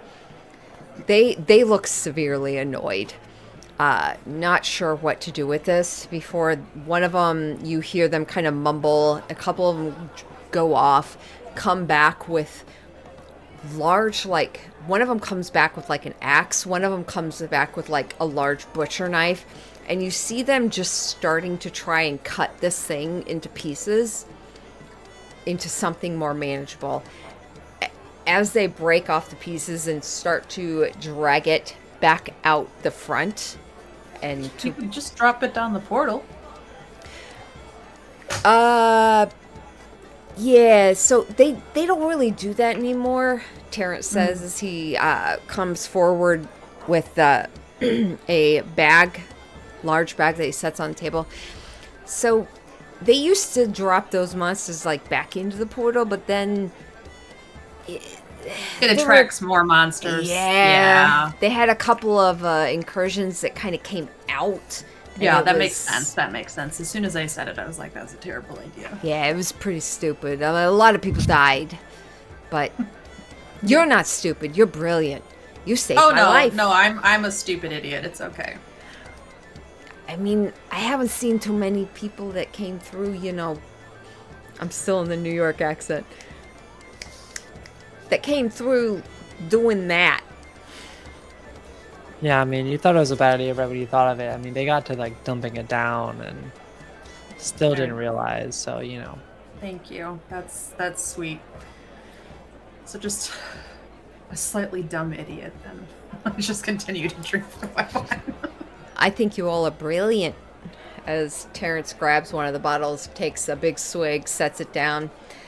Okay. So how much do you estimate we made, Terrence? please say this was worth our while. As you kind of see in the crowd, the French onions starting to make their way towards you. Terrence arms around these bundles, looks at all of you. You all made 24,000 gold pieces. Okay, not so bad. Not so bad. 100 times return on our investment? More than 100, right? We put in 2,000, it's like 10 times, right? Okay. 12. You Pretty good. feel the presence of the French onion kind of settle down as Terrence is like, pretty good. 24,000 gold pieces. Do you know what you could do with that? Apparently buy one item. And he looks over at the Yeah. French onion. Save the world. Well, I have to be honest. I was not expecting all of you to come back. Congratulations. But did you bet on us to come back? Like we told you to? Yes. Okay. Of course I would. Gillester sent you. He does never send me duds. There's a reason I can trust his word, and he trusts mine. So, with that being said, do we have a deal? The Elder Brain for whatever was in that pack, right? Kind of look to Nathan. You still want what's in that pack? Something about it is just screaming at me. Yeah, I do.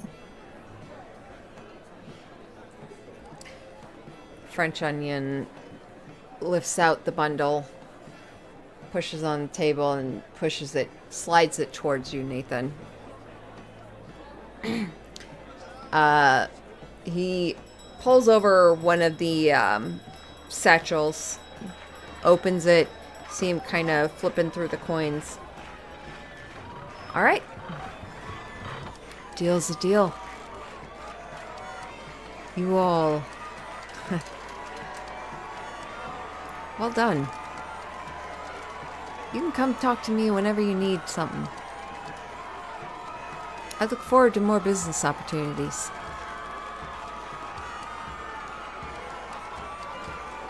Sensation. He tosses up the bag, catches it, and heads back towards the back booth.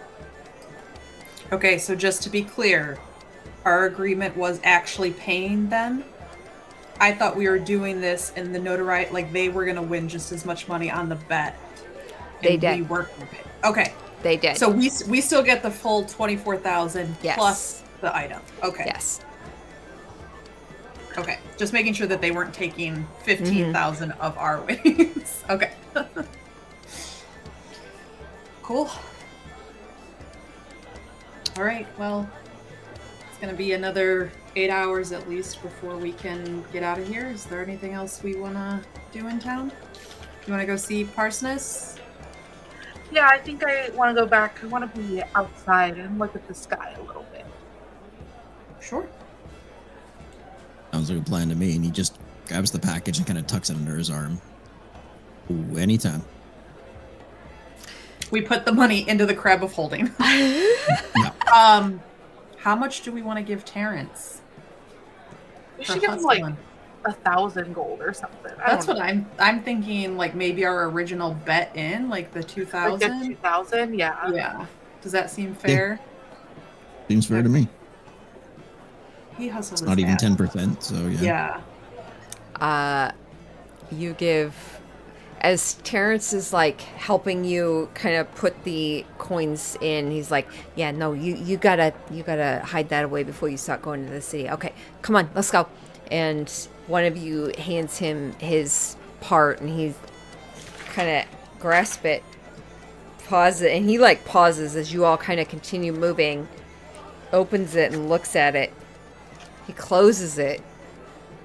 Holy shit. We did just give the kid a fortune. Holy shit.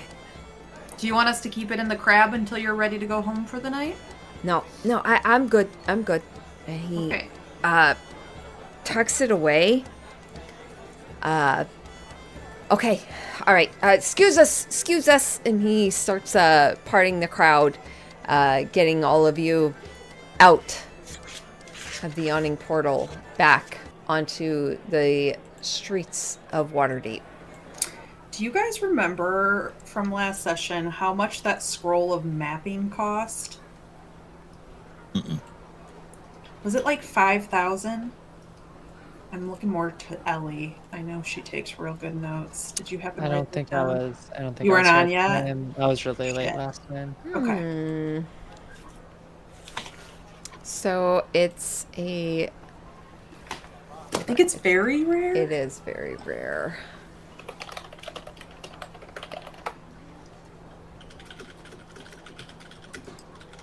It probably... I don't remember what I said on it. It was definitely in the thousands. I just can't remember if it was like 5 or if it was 10. But I think we were so shocked at French onions prices that 5 feels like the regular one. Like, but I can't. Never mind. Just we'll continue. I was just curious and thinking about it. I still want to talk to the mages before we leave town. Okay. Yeah. So we just kind of head outside and. Not tonight, obviously, but like not tonight in game. Yeah. Maybe if we want to play that out before we're, I don't know. But also as we're walking towards the Manta Rose, I was gonna do sending to Ruby. Okay. I have my house left back and see where she is. Okay. You cast Sending. What do you say? Just be like, in Sylvan, be like, Ruby, you're not on the Manta Rose. Where are you?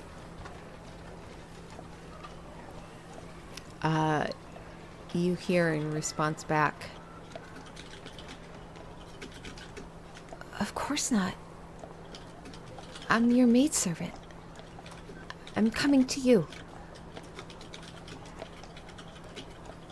Fear not, I'll be there soon. Everything's gonna be okay.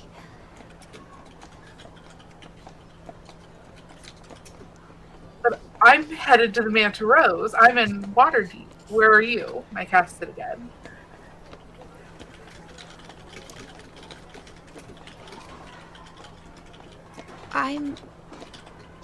not sure where Waterdeep is, but I'm sure I can find it. I'll make my way there.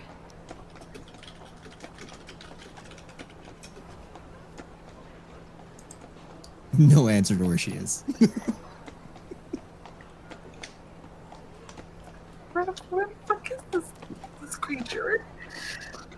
Okay, she'll make her way here. She'll find me. All right, I'm gonna let her do that then.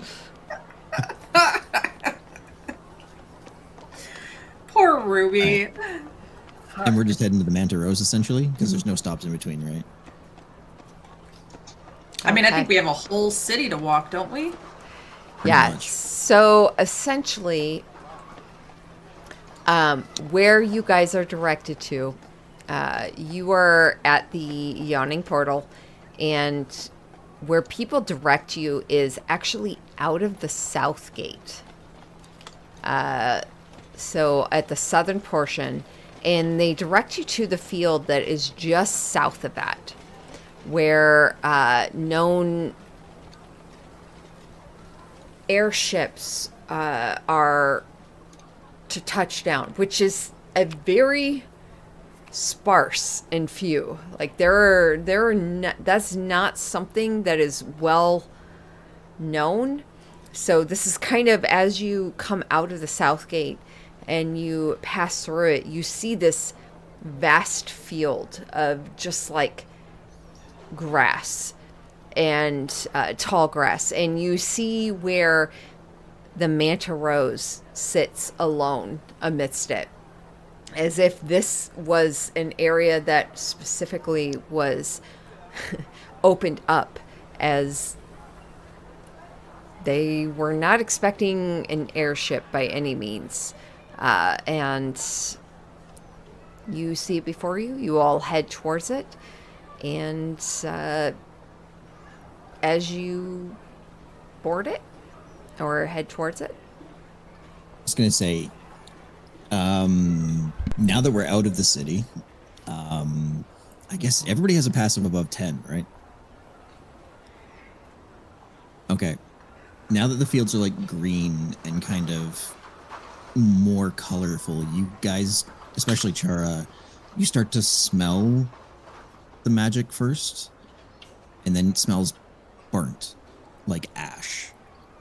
And all of you notice that the package that Nathan's carrying is just leaking ash and smoke onto the ground behind you, and has been this whole time.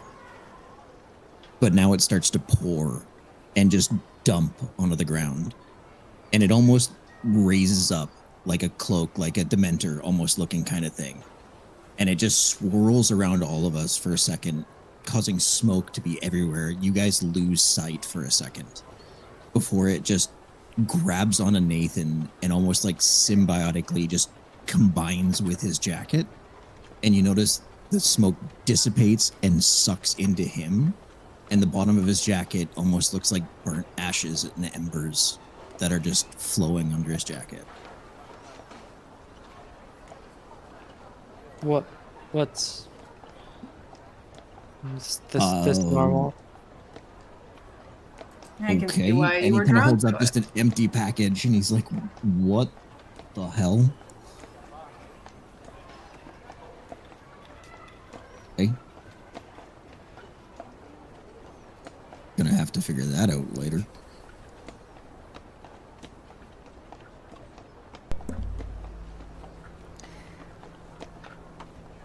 Pretty cool, though.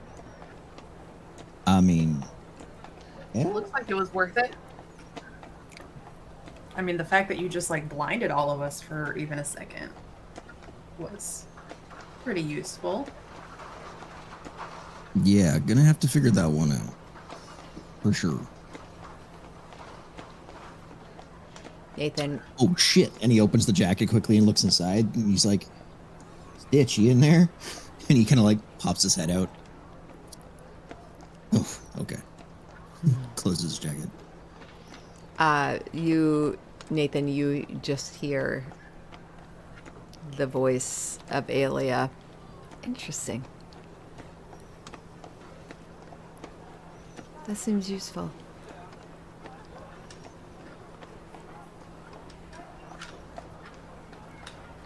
Maybe you're not as dumb as I thought.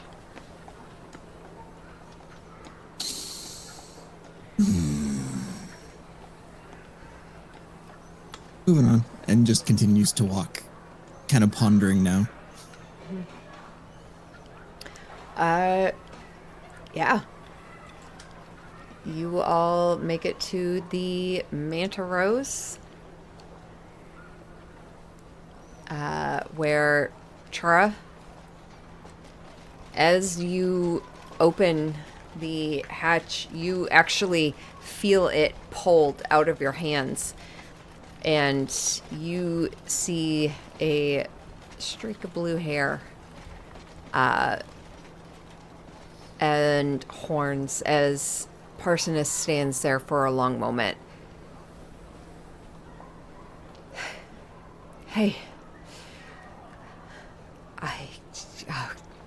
And he just kind of reaches forward and pulls you into a hug. His hand kind of pressed against the back of your head, and you just feel his face kind of press into your neck a bit. Oh, you smell wonderful. It is so good to see all of you.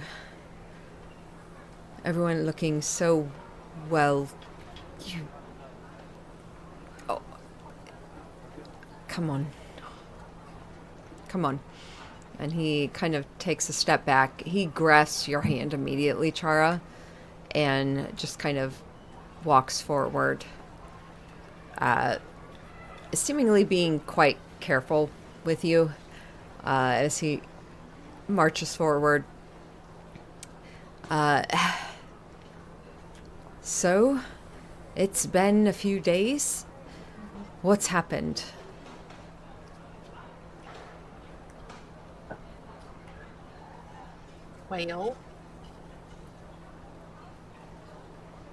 Well, we talked to French Onion Soup, and their prices were just a little outrageous. But we figured out a deal with them to get the item that we needed. And so we went to the Underdark, and we slayed an elder brain. Sorry, what now? Yeah, we went to Okay, before she continues, you're going to have to promise that you're going to remain chill. No judging. It's a great pun, though. I'm good. I'm good. Elder Brain, Underdark. Which we handled beautifully. I know. You would. You would. And then we came back. We made lots of money. We made Terrence lots of money. That's great, honestly. Yes. And then tomorrow we're gonna go talk to Blackstaff. The black stuff. Why? Well, because the mages have stuff and we need stuff, and if they really want to protect Waterdeep, then they'll invest in our adventure. So. Okay. I support your decisions entirely. All right. Do any of you, do you need food, meals, drinks? Honestly, food would be great. We slept down there, but Yeah, we you did. did not bring And you good just see food. him like cut you off, like calling down, and in this burst of almost like kind of panicked, slightly energy, and you hear him call out to prepare some food before he like kind of pushes hair back.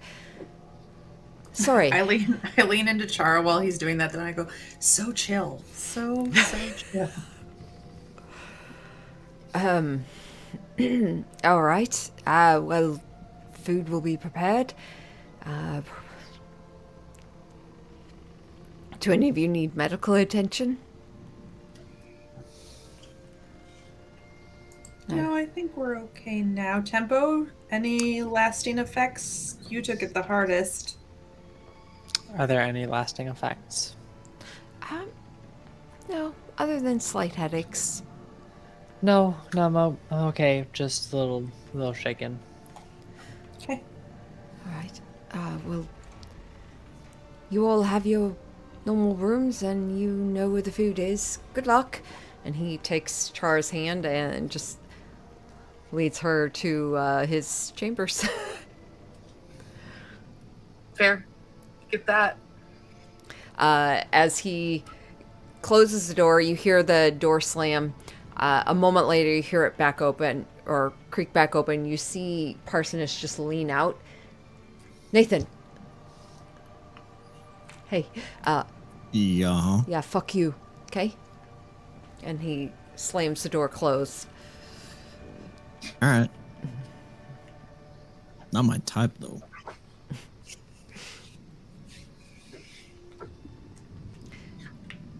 Anything the rest of you are doing this evening, other than enjoying a meal?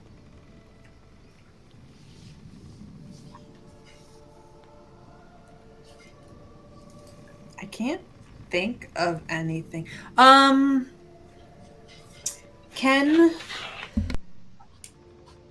Okay, I guess above table question. Do we want someone with an earpiece to check in with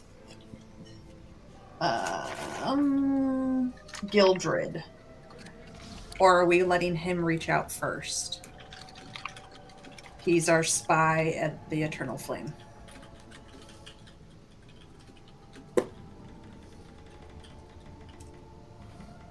Hi, Ellie. We don't have to. I just was thinking we would want to. If anything, I would update Jalester. So I will probably recount what's going on in the last 24 or 48 hours, whatever. Okay. Let him know. Yeah, with the conversation with him, he would listen and at one point inform you that it has been 48 hours since you last spoke to him. Your time in the Underdark havingly passed longer than it felt. And as you give an account for what you came across and everything, yeah, you all, he does express some concern about what you came across, but at the same time, he sounds positive that you all were able to impart of an Elderbrain, and by the end of it, he does say, that's good to hear. I assume you all will be heading back to the cults soon? Yeah, I think the plan was to give Gildred 48 hours to gather as much information, so we'll check back with him in the morning and make our plan from there. Okay. Excellent. We've made some progress here, and Hemlock has had to fend off a couple things, but for the most part, Westbridge is fine. No concerns. Any giant chickens? No? Just making sure. Hal drew something that we weren't sure if it was real or creative liberties. Glad to hear it wasn't. Proud to say no giant chickens. Quite happy to be able to say that, actually. So, Yeah, that'd We'll be a just real get back foul safely. situation. Keep me updated. Sure do. The conversation cuts, and I think that's probably a good place to end it for tonight.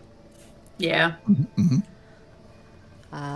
As you all impart with a meal and probably spend some time just conversing as Parsonus and Chara catch up.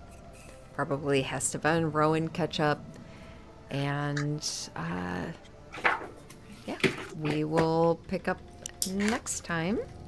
Hell yeah. Yay! That's what, September 6th?